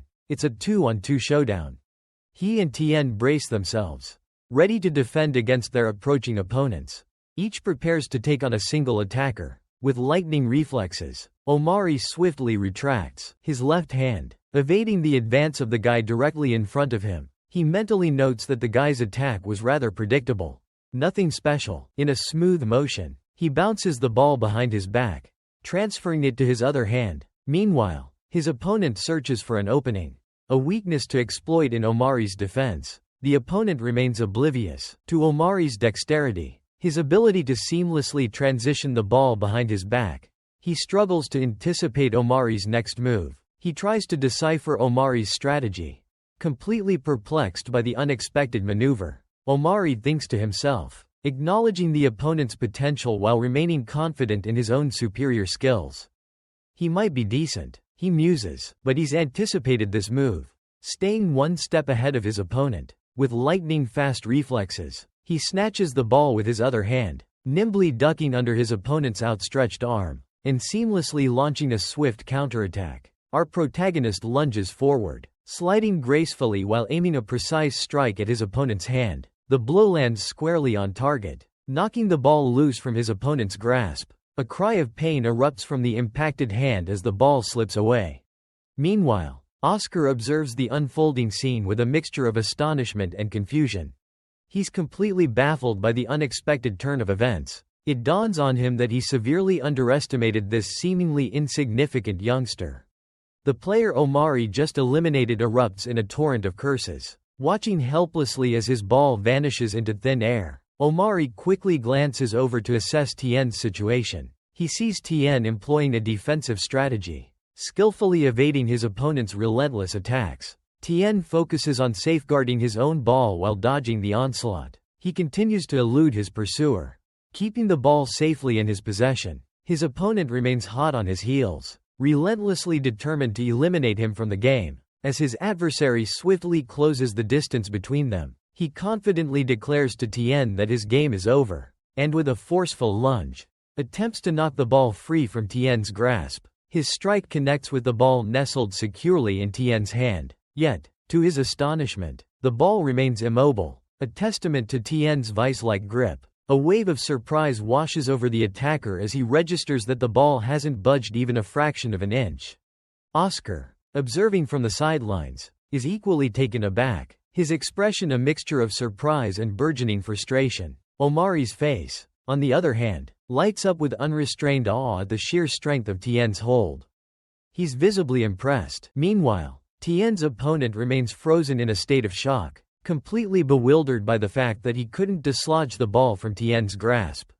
In a lightning-fast maneuver, Tien spins around, effortlessly knocking the ball out of his stunned opponent's hand. Omari, his eyes glued to the action, contemplates the scene, a thought forming in his mind. He muses that those who ascend to the ranks of the overtime elite possess truly exceptional abilities and remarkable talent. Just like Tien. A broad, enthusiastic grin spreads across Omari's face as he expresses his excitement to Tien, saying that the display is truly exhilarating. Nearby, Oscar releases an exasperated sigh and directs a sharp question at Omari, demanding to know what could possibly be so amusing. Suddenly, taking advantage of Tien's momentary distraction, Oscar stealthily moves behind him. Tien abruptly becomes aware of the imposing figure looming over him, and attempts a swift, Desperate response. Whirling around, a cry of terror escapes his lips as he finds Oscar already looming behind him. A menacing presence. With lightning speed, Oscar delivers a sharp kick to Tien's moving leg, sending him tumbling. Tien crashes to the ground with a thud. Oscar erupts in mocking laughter, taunting Tien and deriding him as worthless. The imposing figure fixes Oscar with a furious glare, his voice a low growl as he challenges. Do you truly? He naively believed he had a fighting chance in a cutthroat environment like the Overtime Elite. As Tien rises to his feet, a chilling realization washes over him as his ball disintegrates before his very eyes. The harsh truth dawns on him. He's been eliminated. Oscar cruelly taunts Tien, dismissing him as an insignificant shrimp incapable of achieving greatness. He advises him to abandon all aspirations of joining the professional leagues. Omari, observing from nearby, witnesses Tien's devastating fall from grace. Meanwhile, Oscar delivers a crushing blow, declaring that this marks the end of Tien's dreams. Omari, disgusted by Oscar's heartless behavior, finds himself seething with anger. He confronts Oscar, accusing him of committing a blatant foul by tripping Tien. He challenges Oscar's lack of sportsmanship, questioning his sense of shame. The imposing figure flashes a sinister grin, revealing a shameless pride in his actions. He confesses to deriving immense pleasure from crushing the hopes of those he deems worthless dreamers. He sneers, gesturing towards a defeated Tien. Tien remains kneeling on the court, his spirit broken, as Oscar and his teammates gang up on Omari. Dribble approaches Tien to deliver the official news of his elimination. With a smug tone, Dribble reminds Tien of the unbreakable rules. He bids him farewell without a shred of sympathy. Dribble instructs Tien to exit the court. Crossing the boundary line, Tien, heartbroken and defeated, obeys, his dreams shattered. Omari's gaze followed Tien as he crossed the boundary line, joining the ranks of the eliminated players. A pang of sympathy resonated within him. A wave of empathy washed over him as he watched his friend's departure. Close by, Oscar, reaching for his own ball, taunted Omari. Are you about to cry? He then added, you might as well go join Tien. His voice dripping with sarcasm. He sneered, calling Tien a loser. With a swift, underhanded move, Oscar attempted to knock the ball from Omari's grasp while his attention was elsewhere, his fingers coming dangerously close to Omari's hand. The element of surprise was almost palpable. In a flash of agility, Omari executed his signature move, bouncing the ball behind his back, and seamlessly transferring it to his other hand as he stepped back. Oscar was visibly taken aback by the unexpected maneuver. He stared in disbelief, certain that his hand should have made contact with Omari's ball. Confusion clouded his features. Irritation etched on his face. He demanded, what in the world just happened? Without hesitation, Omari launched a counterattack, aiming for Oscar's hand, but Oscar was ready this time. He deftly bounced the ball to his other hand, retreating quickly. As Omari pressed forward, Oscar's teammates, observing the near miss, were on edge. They anxiously inquired, did Omari get you? Oscar contemplated Omari's lightning-fast reflexes and the skill with which he had evaded the attack, and launch a counter-offensive. To play it safe, he decides to observe his opponent from a distance, maintaining a strategic position. He marvels to himself, this kid's ball-handling skills are truly impressive. No joke. Meanwhile, back on the court, Omari showcases his dexterity, bouncing the ball behind his back and even between his legs with effortless grace. Omari skillfully navigates to the opposite side of the court, strategically repositioning himself. He suddenly realizes the rapid pace of eliminations, players dropping out left and right. Glancing at the scoreboard, he notices 3 names at the top, Devon, Ken, and Ray, dominating the competition. A sobering realization dawns on Omari. Simply surviving the 10-minute timer without being eliminated isn't enough. Mere survival won't guarantee advancement. He needs a high score to secure a spot among the top 18 players. He needs sufficient points. He concludes that swift action is required. He must eliminate nearby opponents. To progress to the next round, he encounters an opponent who attempts to knock his ball out of play. In response to the challenge, Omari executes his signature move, shielding his ball behind him and swiftly kicking away the attacker's ball. Fortunately, the game rules permit the use of any body part to eliminate opponents' balls. A wave of astonishment washes over the competitor as he witnesses Omari's unexpected maneuver. Completely caught off guard, he hadn't anticipated Omari incorporating his legs into the play. Beads of perspiration begin to form on his brow as anxiety sets in. A chilling realization dawns upon him. The crushing weight of elimination settles heavily in his gut. Dribble approaches, his voice echoing the inevitable verdict, "You're out." Desperation clinging to his words. The eliminated player protests, arguing about Omari's use of his foot. Dribble remains impassive, his ears closed to the pleas falling on deaf ears. The decision is final. Meanwhile, Omari, fueled by adrenaline, races across the court, his sights set on accumulating more points. The game must go on. Oscar, seething with resentment, lets out a venomous hiss directed at Omari, his patience wearing thin. Oscar snarls, "You're starting to get under my skin," contempt dripping from his voice. He demeans Omari, referring to him as a mere bug. He barks orders at his teammates, commanding them to ambush Omari, ensuring he doesn't escape their clutches. A fierce determination hardens his gaze.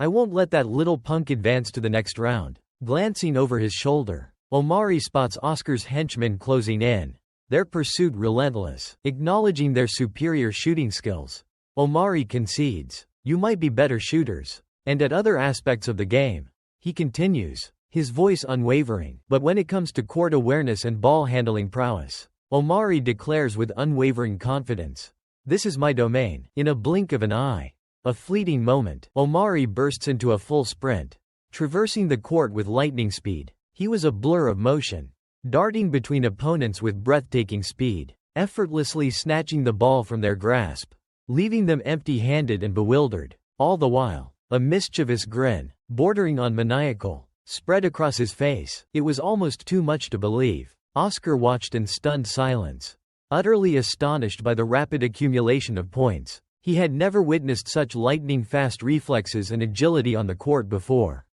It was a sight to behold. How was it even possible to move with such incredible speed? The question echoed in his mind. Meanwhile, Omari continued his relentless sprint, a whirlwind of energy and precision, leaving a trail of dispossessed players in his wake, effortlessly disarming anyone who dared to obstruct his path. The die-hard fans, their eyes glued to the electrifying spectacle unfolding before them, were awestruck as they realized Omari wasn't just running. He was maintaining a full-blown sprint throughout the entire game. A wave of astonishment washed over them, prompting a flurry of questions. How could he possibly evade defenders and maintain such impeccable ball control at that breakneck speed? It seemed to defy the laws of physics. Within the confines of the facility, Gray observed the unfolding drama with a knowing smirk. This was precisely the outcome he had anticipated. A testament to Omari's extraordinary abilities. He mused to himself, recalling how the previous trials had deliberately targeted Omari's perceived weaknesses, pushing him to his limits. He vividly remembered Omari's exceptional dodging and dribbling skills during their own match, a clear indication of his hidden potential. Their game had been a mere prelude to this moment of brilliance. Finally, he thought, they were about to witness the stage where Omari's true talent would shine through. A moment he had long awaited with eager anticipation. Omari's time to dazzle had arrived. Omari's relentless pursuit to secure a coveted spot among the top 18 players continues. He reminds himself of the life-altering financial opportunity he forfeited, all for this singular chance, this golden ticket to success. And he refuses to let it slip away. Still sprinting across the court with unwavering determination, he internalizes the weight of his sacrifice, the monumental decision he made, and vows that his aspirations, his lifelong dream, will not perish on this battlefield. He deftly maneuvers past a gauntlet of opponents, leaving them in his wake, skillfully dislodging the ball from the grasp of at least 5 rivals. In a matter of mere seconds, suddenly, our protagonist finds himself precariously close to the boundary line, abruptly halting his momentum to avoid crossing over. With a sharp, piercing screech against the floor, he comes to a standstill just in time. A throng of eager players, driven by desperation, lunges towards him, desperate to wrest the ball from his possession and claw their way back into contention. Their sole objective: to regain entry into the game and revive their fading hopes. They clamber over one another in a frantic scramble, vying for the slightest chance to make contact. Omari, amidst the chaos, recognizes the substantial lead he has amassed by skillfully knocking down balls. He understands the gravity of the situation. He cannot allow them to pilfer his hard-earned ball. The stakes are impossibly high. Losing possession equates to immediate elimination. And the consequence of losing his ball is a mandatory point swap with the victor. He mentally reinforces the critical need to maintain a safe distance from the perilous boundary line.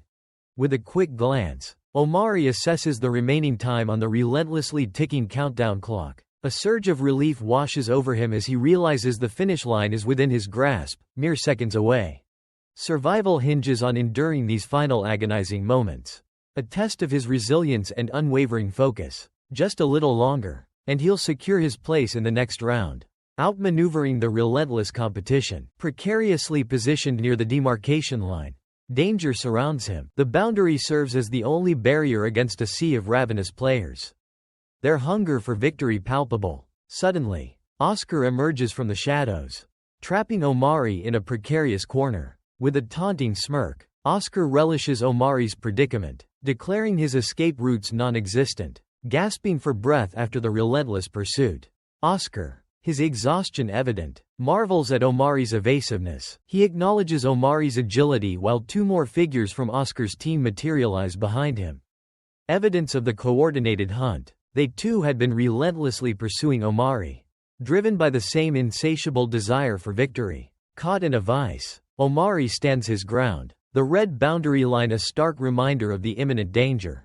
With Oscar and his allies closing in, he's trapped between a rock and a hard place. Oscar condescendingly lectures Omari about the fundamental principles of basketball, emphasizing the importance of teamwork. He asserts that Omari's solitary strategy is a recipe for disaster, leaving him vulnerable and with no hope of survival. A sly smirk spreads across Omari's face as he challenges Oscar's assertion with a simple, yet pointed question. He coolly points out his superior position on the leaderboard, a testament to his skill and effectiveness. Despite operating as a lone wolf, he has outperformed Oscar and his team, a fact that speaks volumes. Omari's confident declaration strikes a nerve, leaving Oscar visibly stung and silently fuming, who snarls menacingly at him, constantly seeking an opportunity to eliminate his opponent. Oscar's patience finally wears thin, reaching its breaking point. Precisely as Omari anticipated, Oscar abandons his previous strategy and advances directly toward Omari himself. He declares confidently that this time, he will single-handedly vanquish Omari. He emphasizes that he won't rely on his underlings, opting for a one-on-one confrontation. Omari responds with a sly grin, revealing that he has been eagerly awaiting this moment. Our protagonist taunts Oscar, suggesting that he has finally mustered the courage to face him directly. With a sudden burst of speed, he launches himself toward the imposing figure of Oscar. Oscar is visibly taken aback by the unexpected and forceful charge. A wave of alarm washes over Oscar, putting him on high alert. He frantically tries to understand why Omari would choose such a reckless, full-speed attack. He calculates that at this velocity, a collision would be inevitable, resulting in a devastating blow to both of them. Omari appears indifferent to the potential consequences and continues his relentless charge.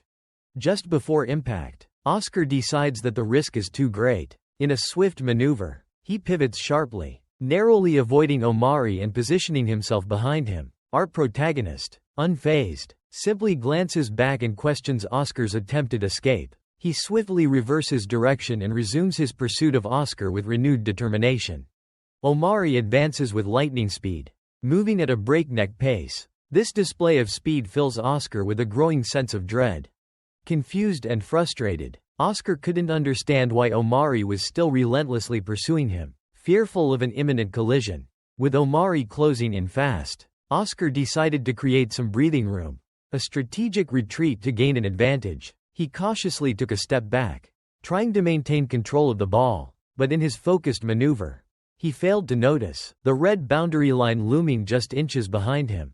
A critical error in the heat of the moment. Suddenly, Tien materialized behind him, a silent predator seizing an opportunity. With lightning reflexes, Tien exploited Oscar's momentary lapse in concentration and swiftly knocked the ball from his grasp.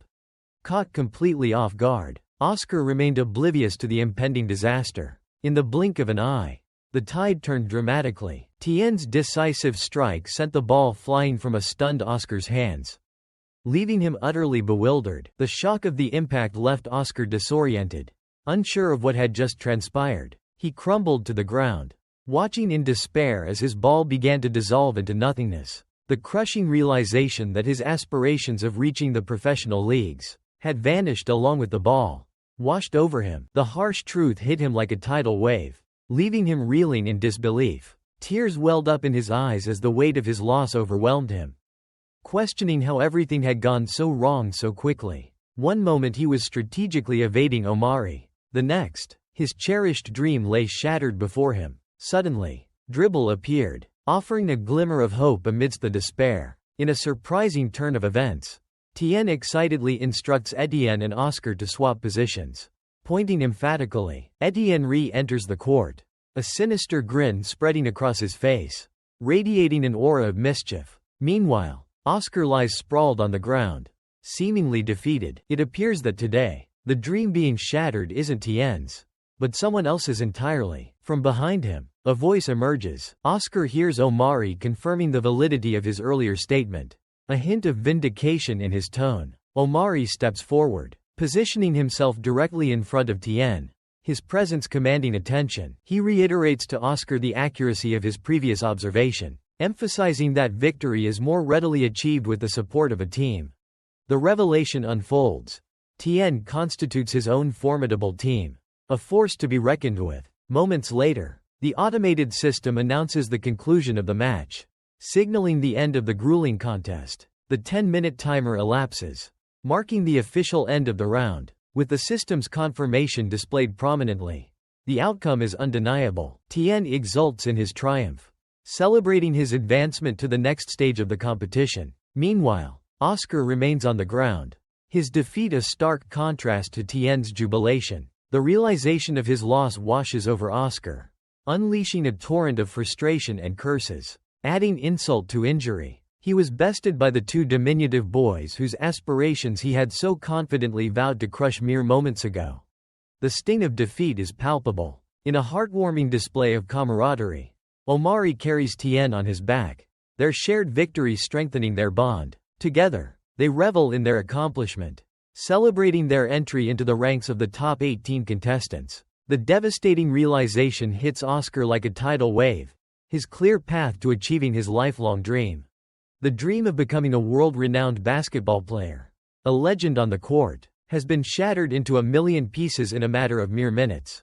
His teeth clench tight in a surge of anger as he explodes, calling Omari and Tien every vile name he can think of. His voice booms with raw emotion as he screams at them, demanding to know if they comprehend the gravity of their actions, if they understand the significance of what they've just done. Startled by the unexpected outburst, Omari whips around, his eyes widening in surprise as he turns to face the source of the commotion. He finds Oscar, his face contorted in a mask of rage and grief, tears streaming down his cheeks as he sobs uncontrollably. Through choked sobs, Oscar declares that he doesn't need overtime elite, that their rejection means nothing. He vows to reach his dream without their help. He promises to claw his way to the professional leagues, fueled by his burning desire and unwavering determination, completely on his own merit. Tears continue to cascade down his face as he issues a chilling challenge, vowing that when he does reach the pinnacle of professional basketball, when he achieves his dream despite their doubts, they better be ready and waiting for him. Oscar's voice drips with venom as he begins to detail the retribution he plans to exact upon them, painting a vivid picture of the consequences they'll face should their paths ever cross again. Growing weary of Oscar's ranting and raving, Tien, his patience worn thin, retaliates with a menacing threat of his own, promising to utterly destroy Oscar if they ever meet again. Moments later, the dejected group of rejected players trudge away, their heads hung low, tears welling up in their eyes, the crushing weight of their dashed dreams settling upon them as they face the grim reality that their basketball careers may never extend beyond their local teams. Oscar catches Omari staring intently at him, his gaze unwavering, attempting to lighten the mood. Oscar tells Omari not to take his previous words to heart, but Omari remains silent, completely unresponsive to Oscar's attempt at levity. Sweat pours down Omari's face, drenching him in perspiration. A sudden, rapid palpitation in his chest causes Omari to clutch at his heart in alarm. He realizes his heart is pounding furiously, an erratic drumbeat against his ribs, and he instinctively grabs his chest. A wave of panic washes over him. He silently prays he's not having a heart attack. His heart continues its frantic rhythm, each beat a painful reminder of his anxiety. He maintains a tight grip on his chest, pressing firmly, desperately trying to regain control and calm the frantic beating. The weight of his actions settles upon Omari. He reflects that he eliminated Oscar without a second thought. The realization dawns on him: in a mere 10 minutes, they have single-handedly shattered the aspirations of hundreds of individuals. He observes the dejected figures of the defeated as they trudge out of the arena, tears streaming down their faces, mourning the loss of their chance to achieve their lifelong ambitions. Dreams nurtured since childhood, now seemingly irrevocably lost. Dreams they had cherished since they were just children. A wave of introspection washes over Omari. He questions the source of his sudden unease. Why this unexpected tremor coursing through his body? Why this overwhelming feeling of disquiet? It strikes him that out of the hundreds who entered the competition, he is one of the few who gets to advance. And the weight of that realization, the cost of his victory, triggers this unexpected emotional turmoil. The weight of his lifelong aspirations hangs heavy, knowing they could vanish in an instant. The stakes are incredibly high, the competition fierce and unforgiving. A profound realization dawns upon him. He's teetering on the precipice of triumph and despair, experiencing the raw intensity of life and death. Omari understands the source of this exhilarating fear. It stems from the knowledge that his basketball journey continues. The path to the professional leagues remains open, his dream within reach. A mischievous grin spreads across his face. He can't contain his excitement. The adrenaline surges through him, an intoxicating rush he revels in. "This is incredible," he exclaims. Back in the locker room, the reality of Omari's intensity sets in. "Man, this guy's wild," someone whispers. Omari gulps down water, attempting to quench his thirst. Tien bursts with enthusiasm, unable to contain himself. "I can't believe I actually pulled that off," he exclaims to Omari, astonishment lacing his voice. Despair had nearly consumed him after Oscar's elimination, but hope reignited. He praises Omari's incredible pass, the pivotal moment that changed everything. "That was an amazing assist. Man," his voice brims with gratitude and excitement.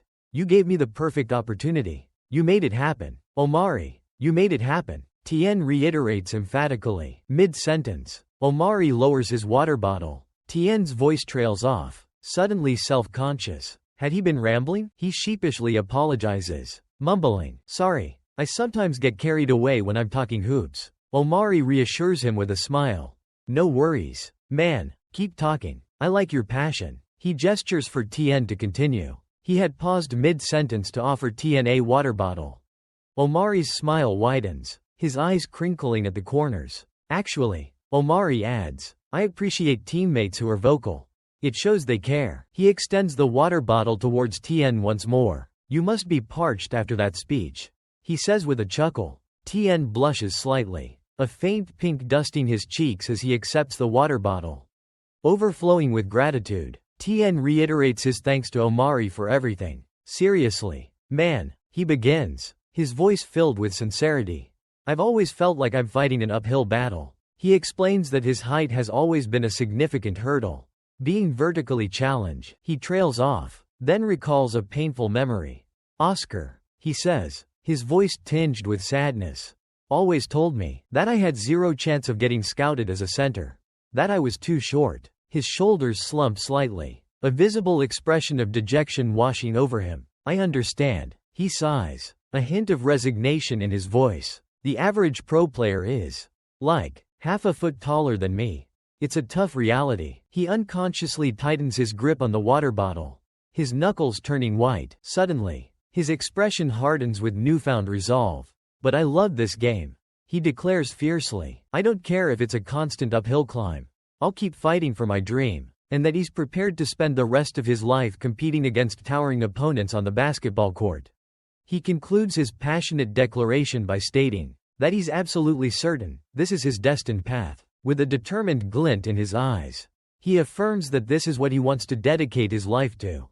He explains that his unwavering resolve stems from a deep-seated desire to prove to everyone that despite his small stature, he possesses the skill and determination to excel at basketball, competing at the highest level. When Tien inquires about Omari's opinion on the matter, Omari is taken aback by the unexpected question. He responds with a question of his own, wondering why Tien values his perspective. After a moment of contemplation, Omari expresses his belief that it would be incredibly impressive if he were to succeed despite being shorter than all his competitors.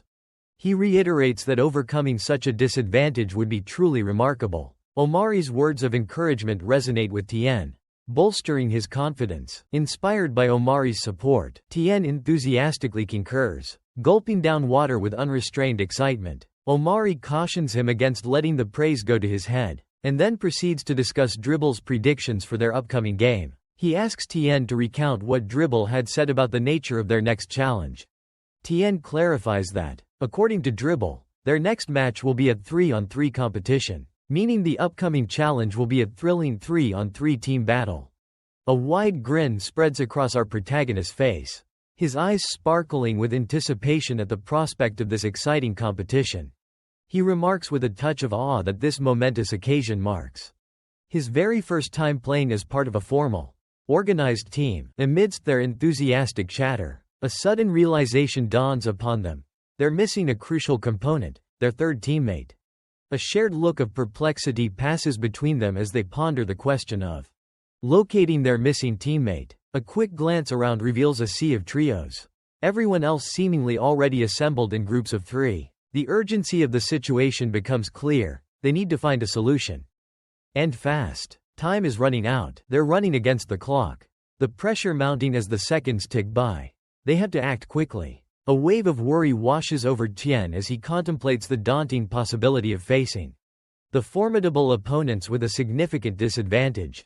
Being one player short, Omari, with a hint of sarcasm, retorts that he highly doubts the total number of participants being exactly 18, quickly dismissing Tien's concern with a simple calculation. The math doesn't add up, he implies. Meanwhile, in the secluded observation room, the scouts keep a watchful eye on the unfolding events. Gray, savoring a glass of rich red wine, observes the game with a palpable air of satisfaction. He appears genuinely pleased with the progress of his chosen contestant, beaming with pride. Nearby, a few fellow scouts engage him in conversation.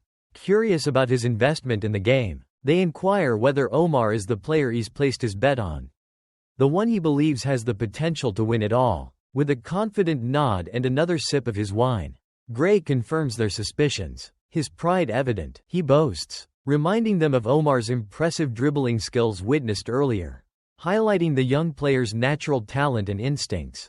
"You all saw it yourselves," he declares with a smug grin, "and his remarkable adaptability." The scout continued, emphasizing the player's versatility. "Honestly, I'm not convinced there's a single player at these tryouts he can't outperform." He exuded confidence in his assessment. A nearby scout, nodding in agreement, posed a critical question. "But can Omari consistently put points on the board?" The first scout responded with a fundamental basketball truth: to win games, you need to outscore your opponent. It's as simple as that. He doubled down on his point: scoring is paramount. Nothing else matters as much. The second scout countered, explaining, "That's precisely why I find my prospect more intriguing than Gray's Omari.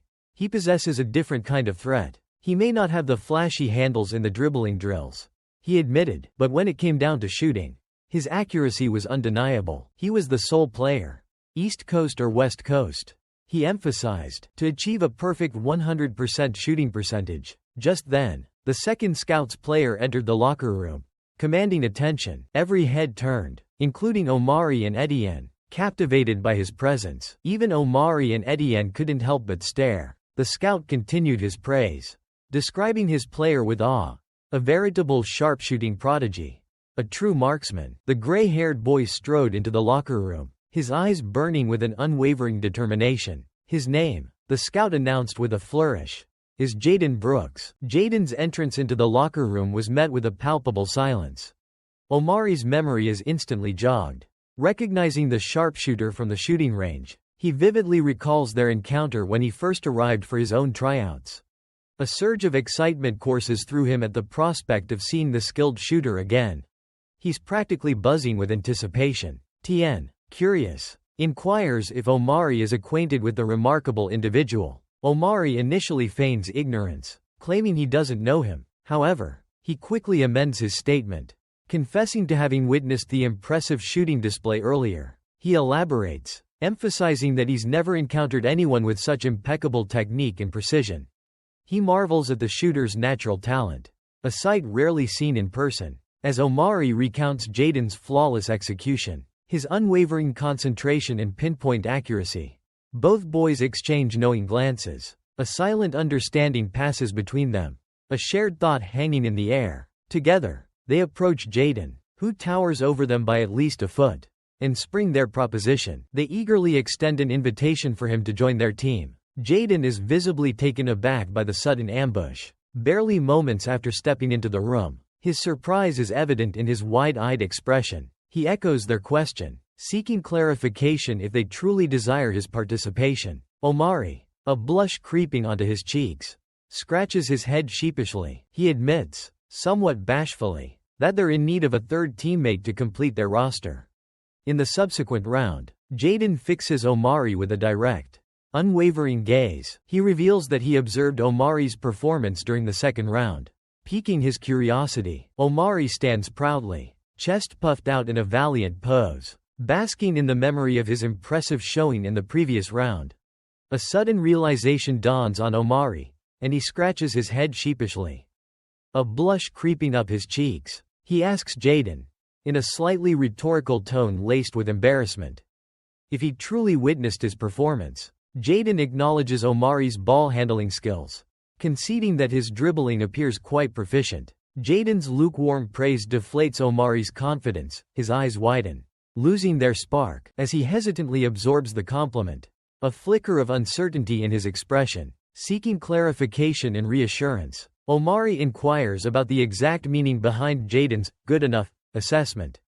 Jaden remains silent, offering no further explanation. While Tien erupts in laughter at Omari's bewildered reaction, Jaden finally addresses Omari, stating that he has a single, pointed question for him. He probes into Omari's alliance with Tien, questioning the rationale behind their partnership. He pointedly asks Omari why he's chosen to team up with Tien, especially considering Tien's elimination in the preceding round. Beads of sweat form on Tien's forehead as he struggles to maintain a strained smile. Clearly unnerved by Jaden's line of questioning, Jaden asserts that the sole reason Tien remains in the competition is due to the opportunity inadvertently provided by Omari. He challenges Omari, questioning his judgment in aligning himself with someone like Tien, someone seemingly incapable of independent success and reliant on others for survival. Asserts that Tien is an invaluable teammate in this high-pressure environment.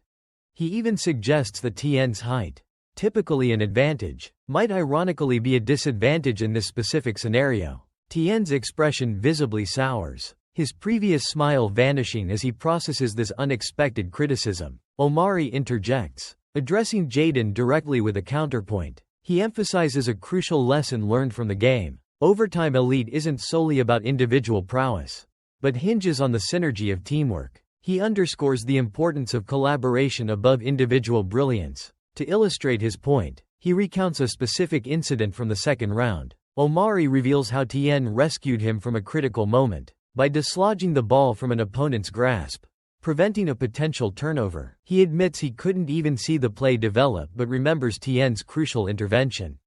He then further details how Tien demonstrated exceptional ball control and strength, tenaciously maintaining possession when an opponent attempted to strip the ball away. This defensive maneuver ultimately resulted in the opponent losing the ball seconds later.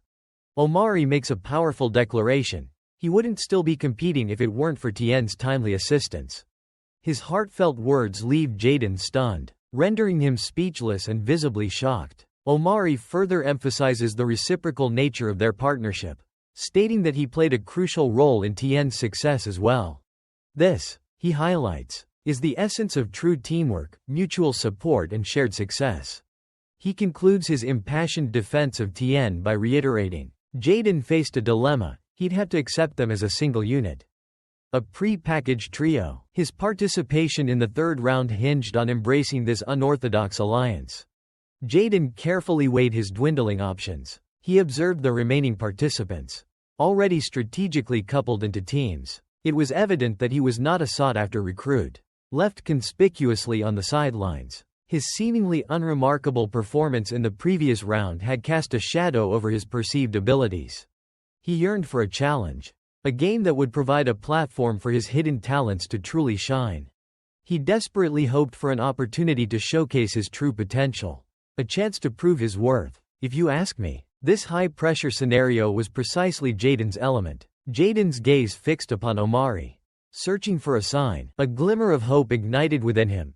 Omari seemed to recognize Jaden's latent capabilities, the untapped power he possessed. Omari stood resolutely beside Etienne, an unyielding presence. Meanwhile, Etienne stood forlornly, radiating the aura of a forgotten child, seemingly abandoned and overlooked. Suddenly, Dribble materialized in the room, appearing as if from thin air. As per his usual dramatic entrance, he announced the conclusion of the team selection process. He inquired about their readiness, his question hanging heavy in the tense atmosphere. The boys responded with bewildered stares, their confusion palpable. Dribble addressed Omari and the others with a pointed remark. He informed them that all other participants had finalized their team registrations.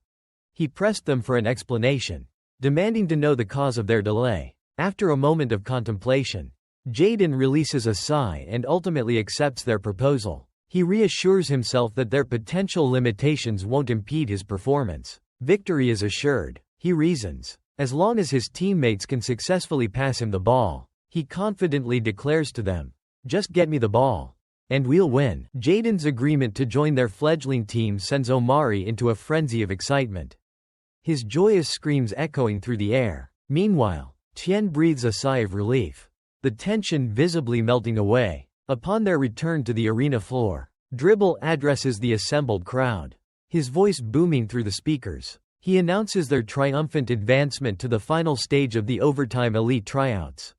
The final round, the culmination of their efforts. He elucidates that the stands have been filled with a virtual audience, a sea of holographic spectators, providing a vibrant atmosphere for the discerning eyes of the executives, scouts, and ardent superfans. Mirroring the electrifying ambiance of a professional game, Dribble implores the crowd to unleash their enthusiasm, to ignite the arena with their cheers, responding with thunderous applause and resounding cheers.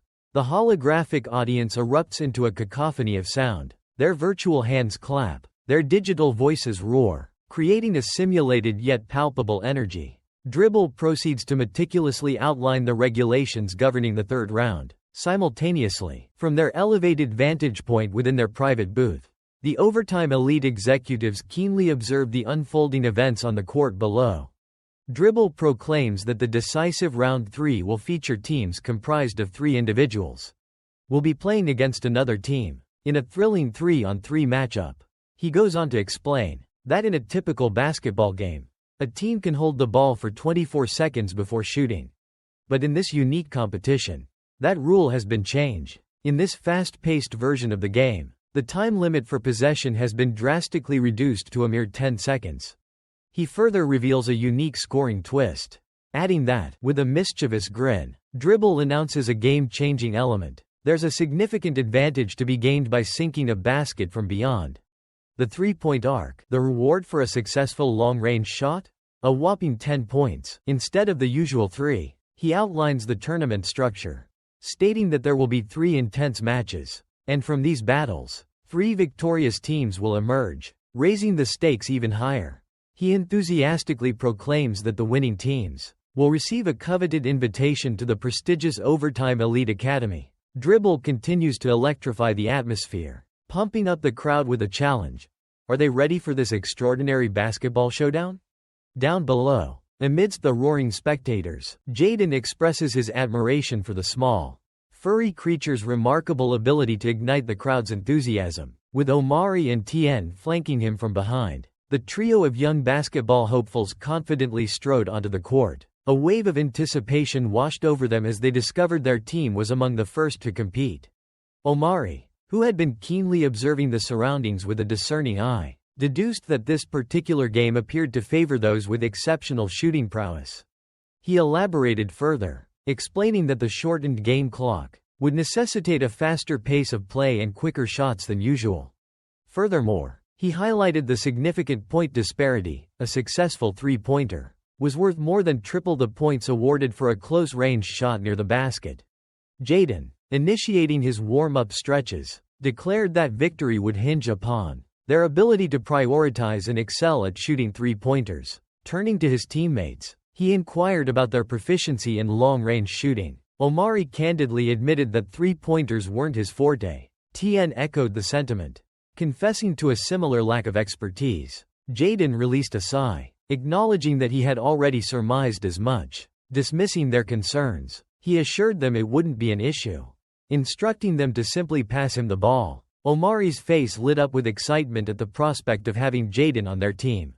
Tien, however, appeared more relieved than elated. Jaden expressed his hope that their opponents wouldn't possess superior shooting skills.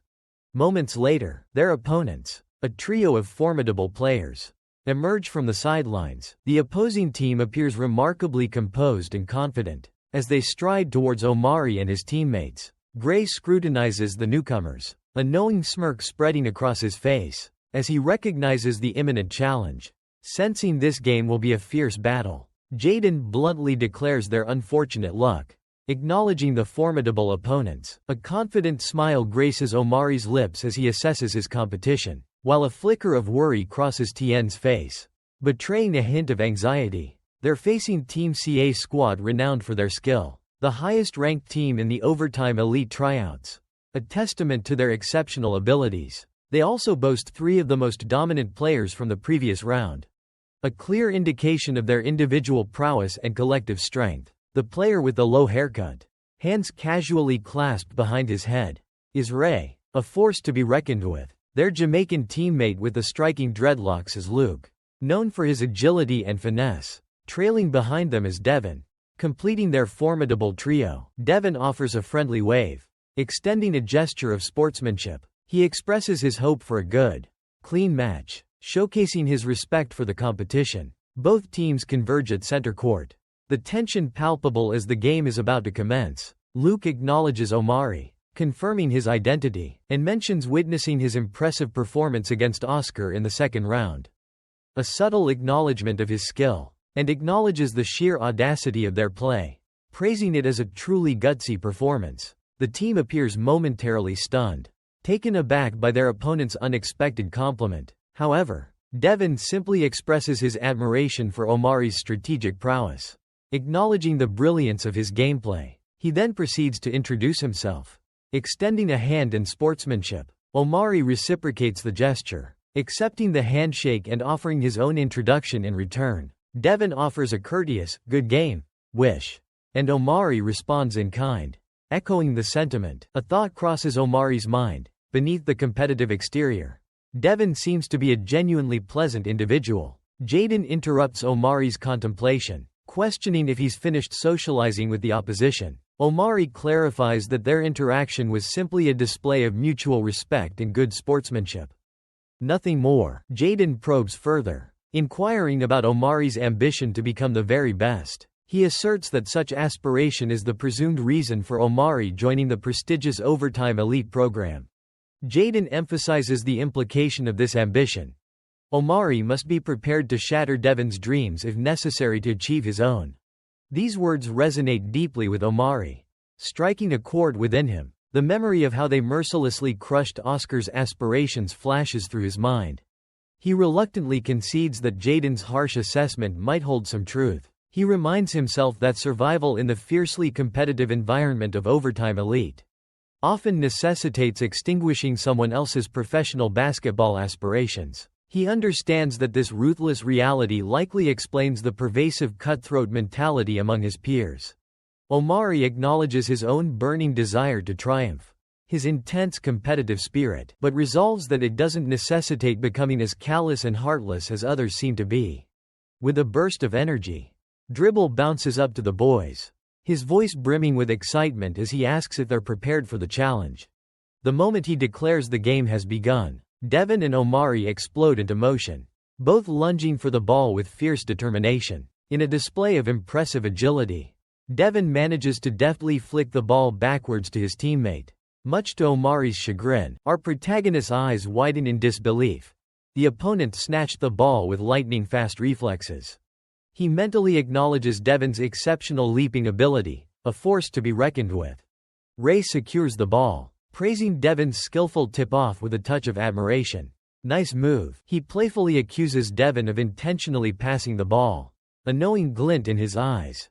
You meant to do that, didn't you? A mischievous grin spreads across Ray's face as he assures Devon, I won't let you down. Meanwhile, Omari struggles to maintain his defensive stance against the formidable Devon. Ray bursts past Omari with surprising speed, leaving him momentarily stunned. Omari pivots sharply, desperately trying to give chase, but Devon anticipates his move, expertly cutting off his path. The two opposing players converge on the basket, a showdown imminent. Omari's eyes track Devon and Ray as they charge directly towards Jaden. A sudden realization dawns on him. Devon intends to block Jaden. The strategy unfolds in his mind, create an opening for Ray to score. Devon executes the plan flawlessly, his block effectively neutralizing Jaden. Ray seizes the opportunity, slipping past the momentarily obstructed defender. Devon subtly impedes Jaden's pursuit, ensuring Ray's escape. Ray, having cleared the initial obstacles, now faces a new challenge in Tien. Tien stands as the last line of defense, the sole guardian protecting the hoop, closing in on his opponent. Ray issues a confident challenge. Watch this. Tien takes a defensive stance, bracing himself for Ray's impending throw, but Ray confidently declares that his next move will be a display of sheer style. Ray feints left, as if intending to drive in that direction, then swiftly pivots to the right, leaving Tien's attempted block in the dust. In a fleeting moment, Tien glances back, realizing with a jolt that Ray has completely bypassed him. Ray taunts him, emphasizing Tien's lack of speed. Too slow, he quips. Meanwhile, Omari sprints after Ray, reassuring his teammates, Don't worry, I've got him covered. As he closes in on Ray, Omari marvels at how easily Ray slipped past Jaden and Etienne. It was as if they weren't even there. He thinks, his determination hardening. Ray is just inches away from scoring, the basket beckoning. Omari reminds himself of his own impressive speed and reflexes.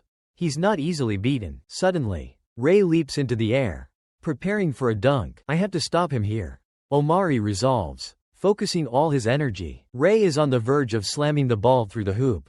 With a mighty jump, Omari attempts to block the shot before it goes in. Ray flashes a sly grin, and Omari realizes that Ray is about to switch tactics. Instead of taking the shot himself, Ray passes the ball back to Devon. You can have the spotlight if you want it so badly, Ray tells Omari, a hint of challenge in his voice. Our protagonist swiftly pivots, his eyes scanning the court. He's met with the sight of Devon soaring through the air, poised to unleash a powerful shot. Time seems to slow as he realizes it's too late to react, the moment slipping through his fingers. With a resounding boom, Devon slams the ball through the net. A display of raw athleticism. A taunt follows the dunk, a harsh die echoing across the court, adding insult to injury. Russell, bewildered, turns to Etienne. What's the deal with these guys? Etienne contemplates, puzzled by Devon's aggressive language. Why would he say, die? The game's not over. Jaden gains possession, his voice sharp and focused, urging his teammates, stay sharp, be ready. Their plan is clear. Retaliate against their Shaozhong opponents. Jaden charges forward, the ball a blur in his hands, determination etched on his face. Suddenly, Ray and Luke spring from the shadows, trapping him in a double team. Hemmed in, Jaden hesitates, searching for an escape route. He's caught in a tough spot. Ray, a smug grin plastered on his face, goads him. Come on, pretty boy, do something impressive. Luke's tone is more menacing. You're going down right here. Jaden smirks back, unfazed by their intimidation tactics. Love the attention, he retorts, but I'd appreciate it if you both just get lost. Tien, sensing an opportunity, frantically waves his hand, calling for a pass. Jaden's eyes dart to Tien. Recognizing the opening, he spins around, preparing to deliver the ball, but just as he's about to throw, A searing pain shoots through his legs, stopping him in his tracks. Stunned, he quickly whirls around to see who had just bumped into him. To his surprise, it's Ray, who had deftly poked his leg and slipped past him with lightning speed to intercept the ball. Ray sprints towards the ball, taunting Jaden with a playful, "too slow." As he goes, without missing a beat, he makes a quick pass to Luke. Luke boisterously claims possession, shouting, "Mine," as he grabs the ball. Luke then launches the ball towards Devin. Devin snatches the ball from the air, exclaiming, "Perfect execution." With a grin, from his current position, Devin takes aim and effortlessly sinks another basket. The scoreboard flashes, revealing Team C's dominant lead with 4 points, while Team D remains scoreless at 0. Moments later, Jaden regains control of the ball. He dribbles purposefully, advancing towards the opponent's basket. As he nears the hoop, he's suddenly ambushed by Ray and Luke, who have doubled back to defend. Jaden lets out a frustrated hiss as Omari rushes to his aid.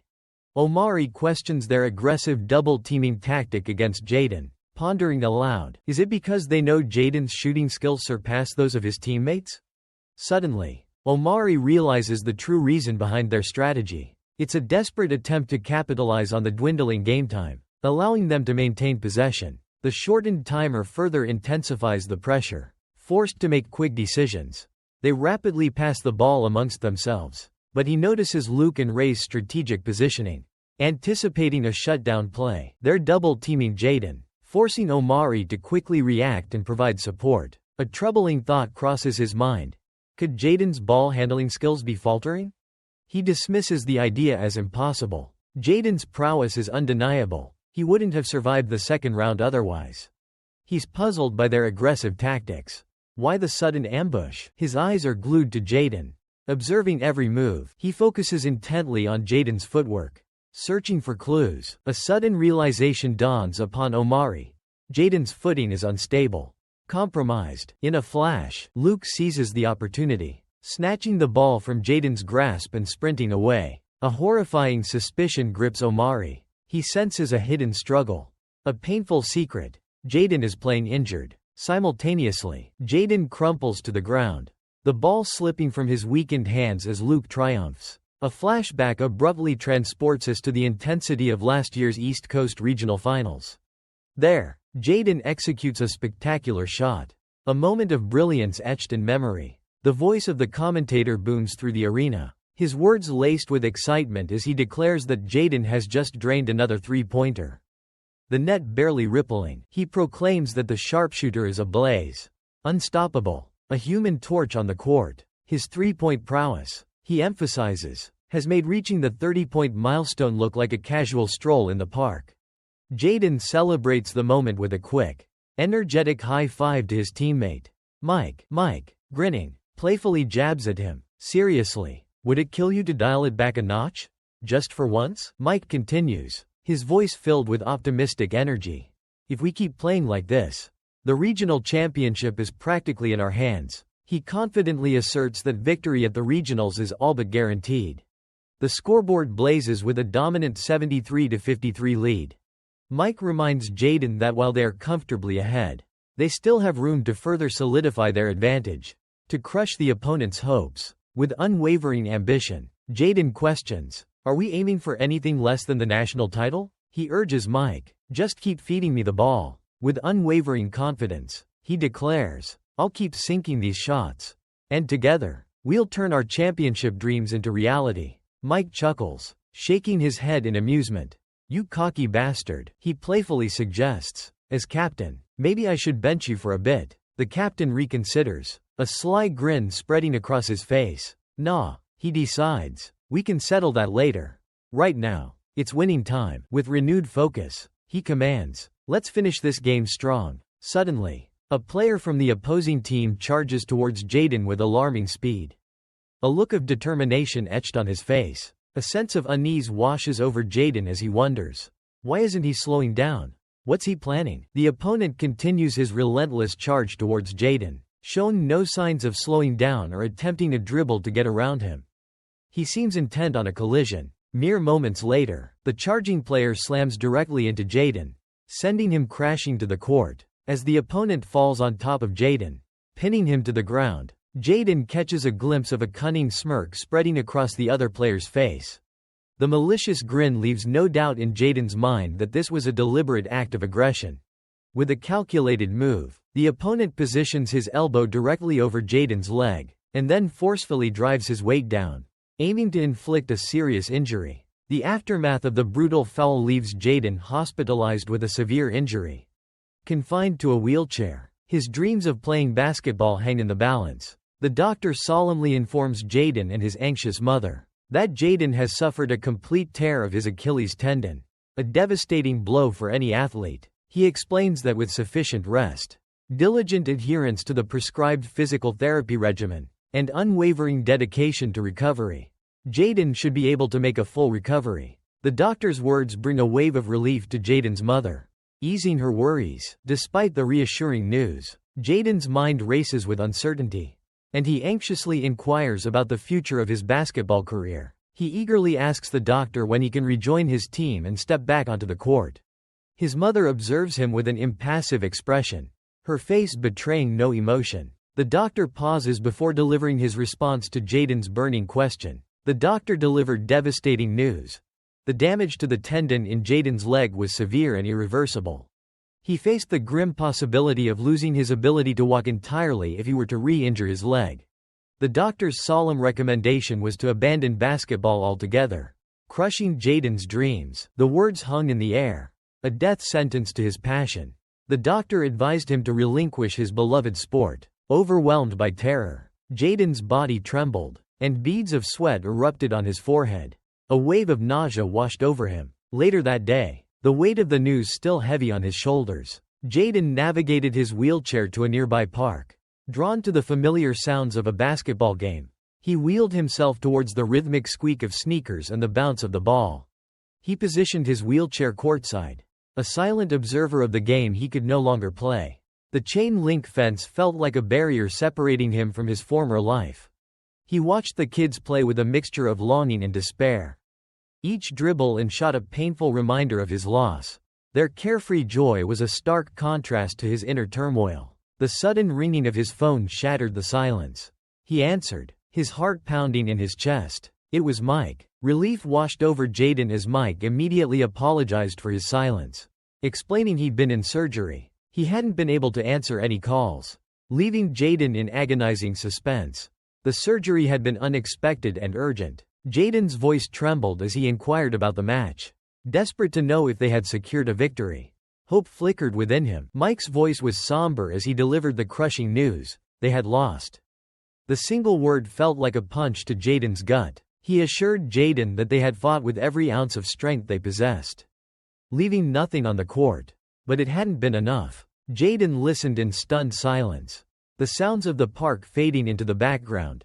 The phone felt heavy in his hand. A wave of horror washed over him.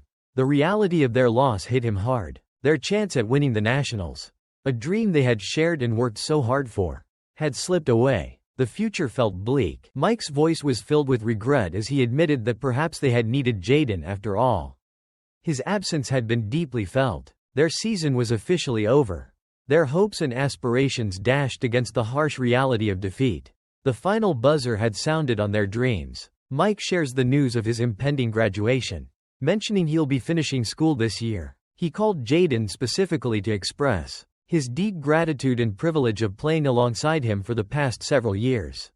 Overwhelmed with emotion, Jaden lets the phone slip from his grasp, Mike's voice still echoing in the receiver. Tears well up and stream down his face uncontrollably, oblivious to Mike's continued words on the other end. Unable to bear the weight of the conversation, Jaden abruptly disconnects the call. He grapples with the harsh reality of his situation, questioning if this is his inevitable fate. Bitterness consumes him as he blames the reckless individual responsible for his debilitating injury. Their shared aspirations of competing at the national level now lay in ruins. Shattered by one fateful moment, a tremor runs through Jaden's body as fury surges within him. He cries out in anguish, recalling their solemn vow to conquer the national championship together. Defying the searing pain, he forces himself to stand on his fractured leg. Decrying the injustice of it all, he extends his hand towards the distant basketball hoop in the park, tears blurring his vision as He vehemently refuses to relinquish his passion for basketball. He attempts to walk on his broken leg, but his weakened limbs betray him, sending him crashing to the ground. Snapping back to the present, Jaden is haunted by the agonizing memory of that devastating experience. Tears well up in his eyes once more, blurring his vision with unshed sorrow. He reminds himself, with a surge of determination, that he joined Overtime Elite for a reason. This was his last shot. His gaze follows Luke's determined sprint towards the basket, a desperate attempt to score, and a question gnaws at his heart. Is this truly the devastating end of his lifelong dream? The heartbreaking conclusion to his basketball aspirations? The resounding slam of the ball echoes through the court as Luke effortlessly sinks another shot. The net swishing softly, Jaden's eyes track the ball as it bounces on the polished floor. Each bounce a painful reminder of his current predicament. Dejected, he remains on the ground, but a helping hand reaches out. Omari offers him support, pulling him to his feet. With genuine admiration in his voice, Omari remarks on Jaden's unwavering passion for the game. He acknowledges the immense courage it takes to play through such a debilitating injury. Pushing past the limits of pain, a warm smile spreads across Omari's face as he expresses his deep respect for Jaden's dedication. A flood of memories washes over Jaden, recalling his childhood passion for basketball, a love that has burned brightly throughout his life. That unwavering devotion remains strong even in this moment of despair. Omari's voice cuts through his reverie, asking if he's ready to surrender. Accepting Omari's outstretched hand, Jaden rises with renewed determination, declaring that he's far from finished. He leans in, his voice filled with conviction. As he shares his unwavering resolve, he's made a crucial decision: to risk everything, to pour his heart and soul into achieving his dream. With a surge of adrenaline, he urges Omari to pass him the ball one final time. This is his chance to prove his unwavering commitment, to demonstrate his resilience. A fiery determination ignites in Jaden's eyes. Burning with renewed passion, he vows to elevate their team to unprecedented heights. To dominate the world of basketball, they will reach a level of excellence so extraordinary, so undeniable, that the world will be forced to take notice. The scoreboard currently displays a dominant lead of 10-2. Omari, once again in possession of the ball, advances towards the opposing team's basket. As he dribbles, a thought crosses his mind. With the reduced ball possession time limit of only 10 seconds, swift passing is crucial for a quick score. They can't afford to hold onto the ball too long. He observes Luke and Ray forming a defensive wall against Jaden, and recognizes that Jaden is effectively neutralized, rendered completely ineffective. Thanks to the double-team effort against him, they've completely shut down his options. Devin approaches Omari, requesting a pass. However, Omari spots an opening. Tien is unguarded. With impressive speed, Devin intercepts Omari's intended pass to Tien, warning him against such predictable plays. Don't be so obvious, he cautions. The possession timer ticks down relentlessly. Only 6 seconds remain. Omari acknowledges Devin's sharp perception, realizing he possesses remarkable court awareness, as evidenced by his ability to anticipate and cut off the passing lane to Tien. As the precious seconds dwindle, Omari buys time. A new strategy emerges. He executes a sharp cut. Swiftly maneuvering past Devin, he decides to take matters into his own hands, challenging Devin directly. Devin, witnessing Omari's agile maneuver, reacts with a frustrated hiss. He's been outmaneuvered. The momentary opening created by Omari's move provides the perfect opportunity for a quick pass to Tien. Before Devin could react and intercept the pass, Tien flashes a cunning grin as he snatches the ball and directs Omari with a skillful pass. A perfect display of teamwork. Luke and Ray suddenly realize that their opponents are no longer targeting Jaden with their passes. Their strategy has shifted. They scramble back on defense, realizing the game plan has changed. They've been outmaneuvered. Tien charges towards the unguarded hoop, taunting them as he goes. This is what happens when you concentrate all your defense on a single player, he exclaims, highlighting their tactical error. With Luke hot on his heels, Tien elevates towards the basket and sinks the shot with effortless grace. The scoreboard instantly reflects the change in score. Team D now has 4 points, trailing behind Team C's 10 points. The gap is widening. Luke explodes in frustration, cursing under his breath as he realizes they've been scored upon. His anger is palpable. Furious, Luke calls Devin an idiot, ranting about how those freaks managed to score. His words laced with venom, but Devin calmly urges him to stick to their original strategy. Trying to maintain composure, Luke dismisses Jaden as washed up, a has-been, claiming it's unnecessary for two players to guard such a weak opponent. His arrogance is evident. Devin counters, reminding him that their key to victory lies in shutting down their opponent's three-point attempts. Their defensive strategy is crucial. He further emphasizes that they still maintain the lead. Urging patience and focus, Luke stubbornly insists that he alone is more than capable of shutting down those one-legged bastards. His words dripping with disdain and ableism. He boasts about his ability to block their three-point shots and orders Ray to handle the shorter player. Asserting his dominance and issuing commands. Addressing a tense Tien, Devin urges him to relax and regain his composure. He reassures Tien that their carefully crafted strategy is still unfolding as planned.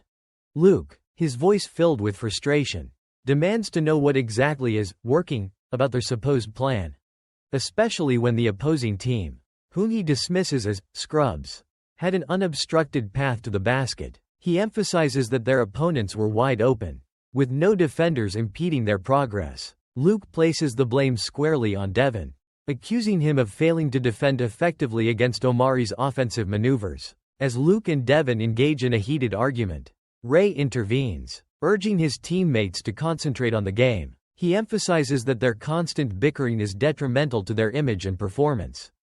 Lacking in both style and effectiveness, Devin concurs with Ray, reminding everyone that they still maintain a lead in the game. Seizing the ball, Devin charges towards the opposing team's basket with renewed determination. He declares that the ultimate objective, the only thing that truly matters, is to continue accumulating points and widening their lead. As he advances towards the basket, his focus unwavering, Devin confronts Omari, who stands defensively between him and his goal. Omari taunts Devin, questioning if he's returned for a second round of their previous encounter.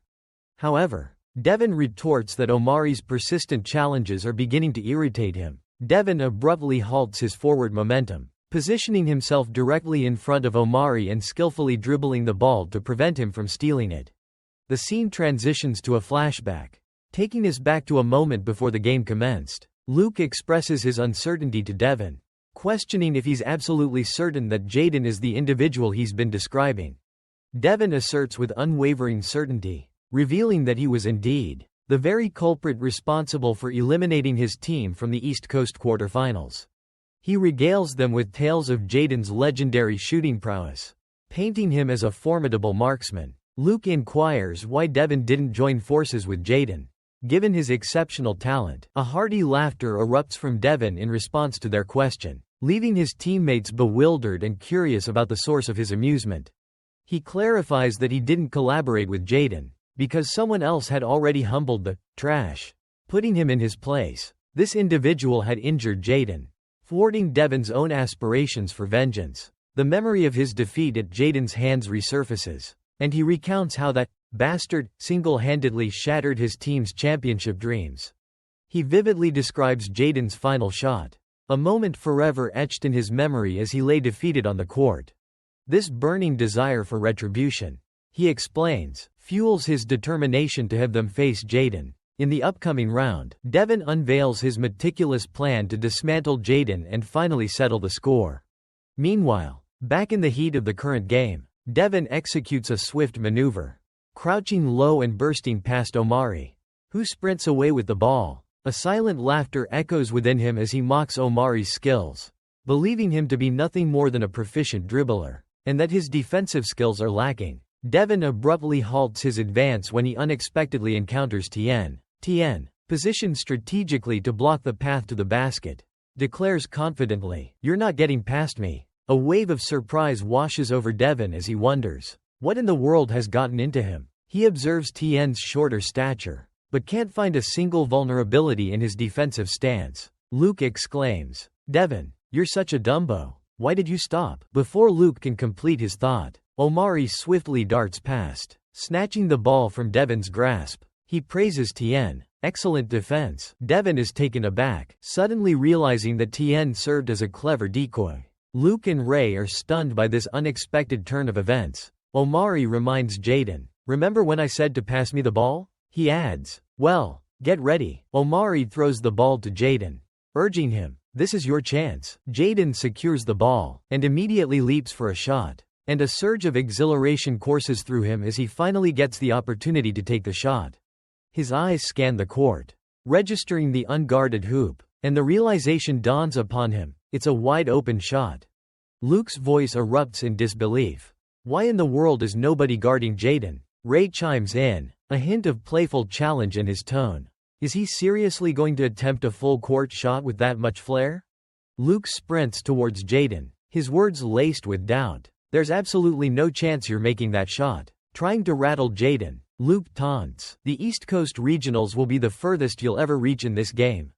Jaden, his frustration mounting, retorts, "Why are you still running your mouth?" As Ray and Luke converge on him, attempting to snatch the ball, Jaden releases the ball, launching it from the far end of the court. In that moment, his mind flashes back, reflecting on his reasons for returning to basketball. Despite the lingering injury, the setback that almost sidelined him, he reminds himself, the reason is straightforward. His gaze locked onto the ball as it arcs through the air towards the basket.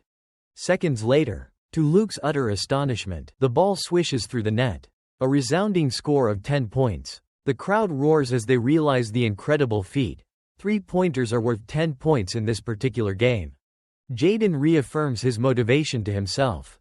"The reason I came back is because basketball is my passion." A triumphant grin spreads across Jaden's face as he watches the ball swish through the net. And his teammates rush towards him, erupting in a frenzy of high fives and cheers. Inwardly, Jaden reaffirms his unwavering resolve, vowing that absolutely nothing will deter him from achieving his lifelong ambition. Jaden's mind abruptly flashes back to a somber moment, the doctor delivering devastating news. The physician, with a heavy heart and apologetic tone, expresses his sincere regret, wishing he could offer a more optimistic prognosis. However, he solemnly advises Jaden to relinquish his basketball aspirations for the sake of his health. Snapping back to the present, Jaden sinks a spectacular long-range shot, earning his team a crucial 10 points. The virtual crowd erupts, along with the enthusiastic superfans and discerning executives, all marveling at the sheer brilliance of the shot. Omari playfully quips, "Looks like you can actually pass after all." Jaden retorts with a curt, "Shut up, Omari," he confidently declares. "If you want to win this game, just keep feeding me the ball." Omari chuckles, playfully calling Jaden an arrogant ball hog. With a teasing tone, Omari challenges Jaden, "Do you really think Tien and I are just going to let you hog all the glory?" As the intense match progresses, Luke remarks, "Now I understand why they had to injure Jaden's leg. His shooting range is truly remarkable." Meanwhile, Devin dribbles the ball skillfully. Attempting to maneuver past a formidable Tien, he reassures his teammates, confidently declaring that they still have complete control of the game. With a lightning fast behind the back pass, he sends the ball soaring to a teammate, instructing, "All we need to do is answer back with a score of our own." Tien's eyes widen in astonishment as he witnesses the audacious behind the back pass. His gaze swiftly following the ball's trajectory, Devin artfully feigns a move, drawing Tien's attention and creating a crucial opening. In a blink of an eye, he executes another behind the back pass, this time to a waiting Luke. Before Tien can react, Luke swiftly returns the ball to Devin, who charges towards the basket with renewed determination. Suddenly, Omari intercepts Devin's path, rising up to defend the hoop. "My apologies," Omari declares, "but I can't let you score." As Ray sprints past them, strategically positioning himself near the basket, Devin retorts, "I think the apology should be coming from you." He taunts Omari, "Too bad you're on Jaden's team. Consider yourself collateral damage." With a deceptive head fake, Devin throws Omari off balance, and seamlessly passes the ball to Ray. Jaden attempts a desperate block, but Ray launches the ball towards the hoop. The ball clangs against the rim, bouncing agonizingly away from the basket. Ray grimaces, muttering to himself that his throw lacked finesse. It wasn't exactly textbook perfect. He glances anxiously at the game clock, realizing with a jolt that a mere 4 seconds remained for him to maintain possession. A three-pointer under this kind of pressure? Insane, he exclaims internally. Omari praises Jaden, acknowledging the relentless defense he just applied. Nice pressure. Jaden. He urges Jaden to secure the rebound, shouting, "Get the board," but he's oblivious to Devin, who's stealthily positioned right behind him, sprinting towards the basket with the intention of a powerful slam dunk. Coiling his body for the jump, Devin prepares to launch himself towards the hoop. A thought flashes through his mind. I've sacrificed everything to get to these tryouts. The weight of his journey hits him, leaping towards the ball. A desperate thought echoes in his head. I've lost it all before. He firmly grasps the ball, ready to unleash a thunderous dunk, his determination solidifying. There's no other option. Victory is the only acceptable outcome. He fiercely resolves. Tien watches in disbelief, a mixture of horror and awe painted on his face as Devin hammers the ball through the net. The resounding slam echoes through the gym as Devin secures 2 crucial points for his team. Landing back on the court, Devin inadvertently kicks Tien in the back. Ray and Luke rush over to celebrate with Devin, their excitement palpable. Not bad, Devin, not bad at all, Luke exclaims, impressed by the display of athleticism. Thanks for the save, man, Ray adds, expressing his gratitude. Tien remains sprawled on the floor, winded and defeated. A sharp hiss escapes Tien's lips as a sudden jolt of pain shoots through him. Without hesitation, Omari extends a helping hand to Tien, offering him support. Concerned, he inquires, "Are you all right? Did you hurt yourself?" Tien manages a reassuring smile. "I'm fine. It's nothing serious." Omari firmly grasps Tien's hand and pulls him to his feet, with a determined glint in his eyes. Omari declares, "The game's just getting started. We've got this." The match resumes, and the boys advance strategically toward their opponent, their teamwork evident. Tien expertly controls the ball, maneuvering it with skill and precision. Omari swiftly bypasses Devin, and Tien passes the ball to him with a calculated move. Devin pivots abruptly, confronting Omari face to face. He remarks with a hint of sarcasm, "You sure do smile a lot for someone in the middle of a game." Devin continues his taunts, "A newbie like you must be thrilled just to be on the court." He adds condescendingly, "Enjoying your moment of glory. Are we?" Omari clarifies, "It's not my first time playing. Just my first time with a team like this." But Omari simply stares at him, an unreadable expression on his face. Devin presses further, "So, let me guess, this is your first real game then? Big leagues are a bit different." "Huh?" Omari calmly states, "I'm from New York. I played ball my whole life." With a challenging tone, he retorts, "Do you really think your trash talk is getting to me?" Omari passes the ball to a teammate and sprints to receive it back, initiating a play. As he runs, he throws a casual yet pointed remark over his shoulder. "Good luck with that, Devin." In a flash, Devin whirls around and sprints towards Omari, closing the distance with impressive speed. He confronts Omari, his words sharp and direct, warning him that his frantic efforts are starting to take their toll. Exhaustion creeping in, Omari's eyes widen in disbelief as Devin's sudden burst of speed leaves him stunned. Unable to react, he's shocked by Devin's lightning-fast movement. With a swift motion, Devin snatches the ball cleanly from Omari's grasp, securing possession of the ball. Devin pivots back towards Omari, informing him that he's fortunate to be granted a second opportunity, a chance to redeem himself. He then rifles a pass to Ray, who catches the ball with a smug grin plastered across his face. Ray collects the ball, a confident smirk playing on his lips. Devin leans in towards Omari, his voice laced with challenge, declaring that having Jaden as a teammate is irrelevant, a negligible advantage, because the rest of his team simply can't match their skill or intensity. They're just not on the same level. With unwavering confidence, Ray grins and launches a three-point attempt from downtown. The ball swishes through the net. A perfect shot, nothing but net. Devin drives his point home, reminding Omari that he's already tasted defeat once, experienced the bitterness of losing his dream, and he refuses to allow individuals like them, steeped in failure, to snatch it away from him again. He won't let losers like them derail his aspirations a second time.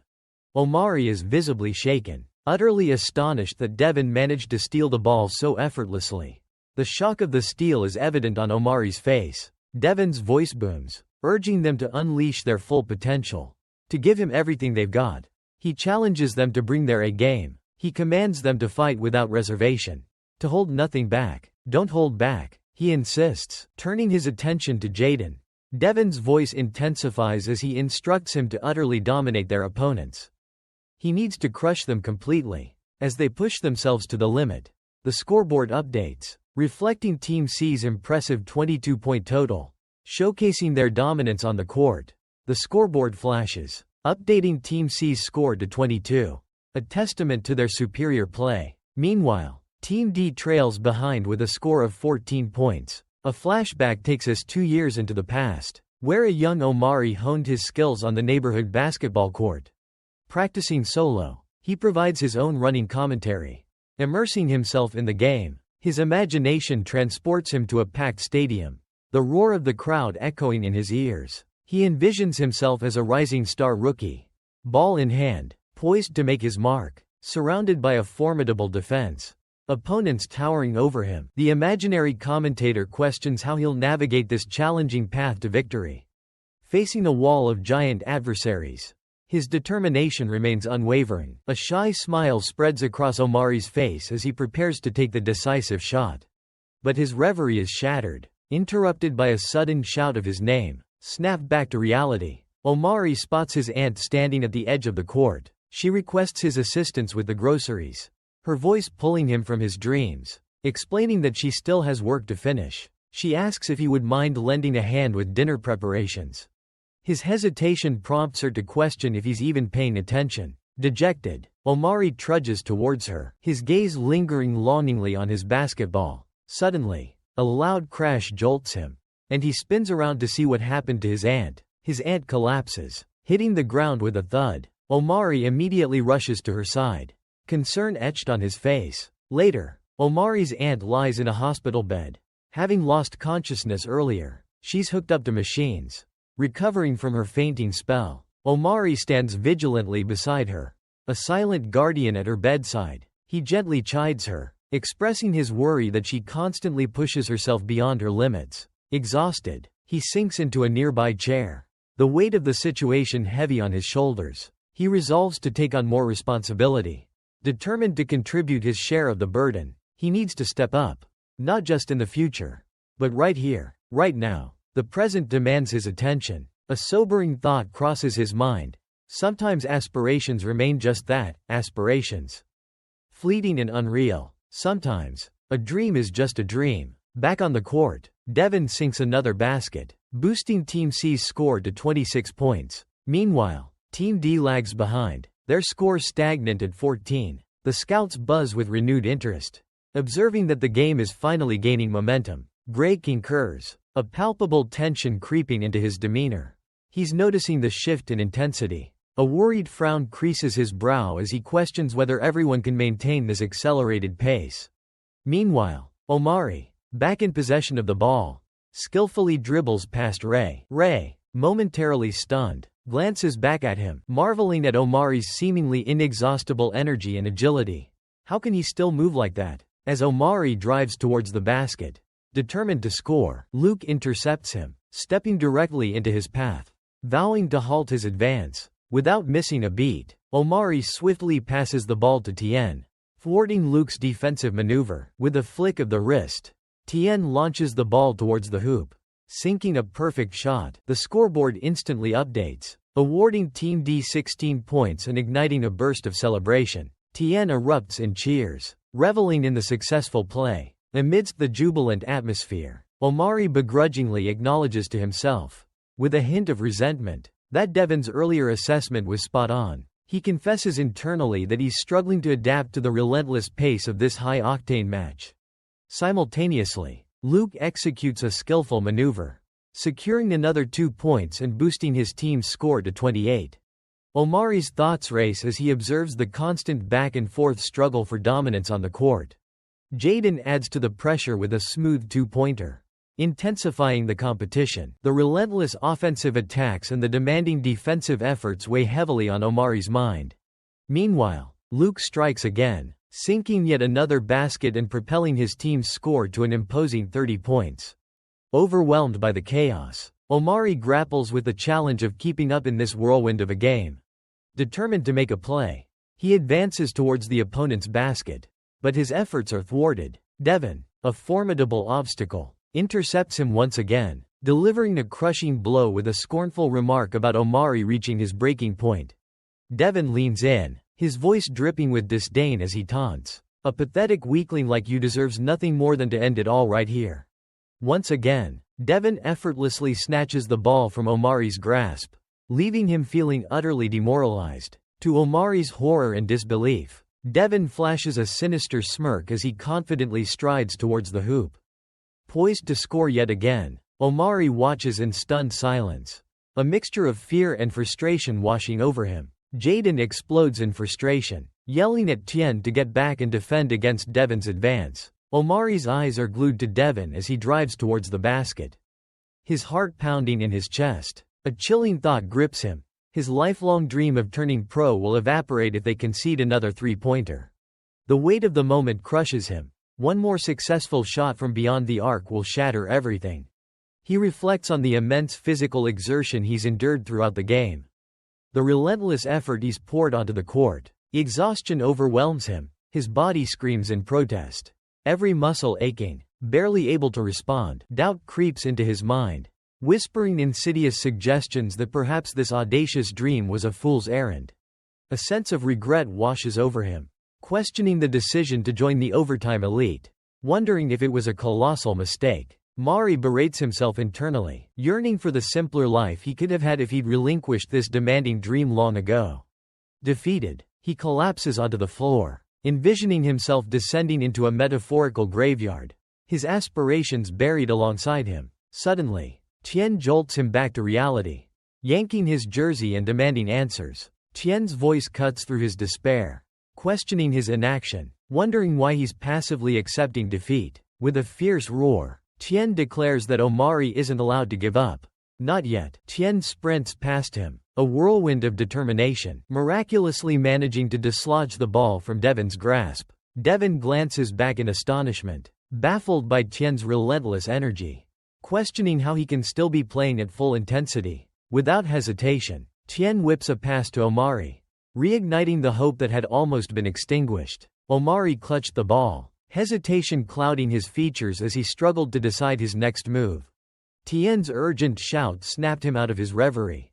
Drawing his gaze upward, he saw Tien sprinting towards him, Devon hot on his heels in relentless pursuit. "Can you still run?" Tien's voice was filled with both concern and urgency. "This isn't just about your dream anymore, Omari. Remember that." Tien's words were a sharp reminder of the stakes. "Get your butt moving, we're not finished yet." Tien's command resonated with unwavering determination. Tien's impassioned plea ignited a spark within Omari, galvanizing him into action. He pivoted sharply, his eyes fixed on the hoop, a renewed sense of purpose driving him forward. Astonishment washed over Ray as he witnessed Omari's unwavering resolve. He couldn't believe Omari was still in the game. Luke's keen eyes observed the unfolding play, recognizing the clear opportunity for Omari to sink a crucial two-pointer. He had a wide-open shot. Devon skidded to a halt, mirroring Omari's sudden stop. A look of disbelief etched on his face. "Don't tell me, he's not gonna." Devon's words trailed off, his voice laced with incredulity. "Shoot from there?" he finished, gesturing wildly towards Omari's position on the court. With unwavering focus, Omari launched himself into the air, aiming for the seemingly impossible three-pointer. As the ball arced through the air, a realization dawned on Omari. Tien was right. The ball left his fingertips, carrying with it the weight of his renewed perspective. "I can't believe I was so caught up in myself," he thought, remorse washing over him. "I'm so used to playing solo," he reflected, acknowledging his ingrained habits. "I almost forgot this wasn't just about my dream." The truth resonated deeply within him. This is about all of us. This is about the team. A newfound sense of camaraderie filled him. Ignoring the screaming protests of his muscles, Omari pushes past the limits of his physical endurance, knowing he must transcend his own pain for the greater good of his teammates and their shared dream.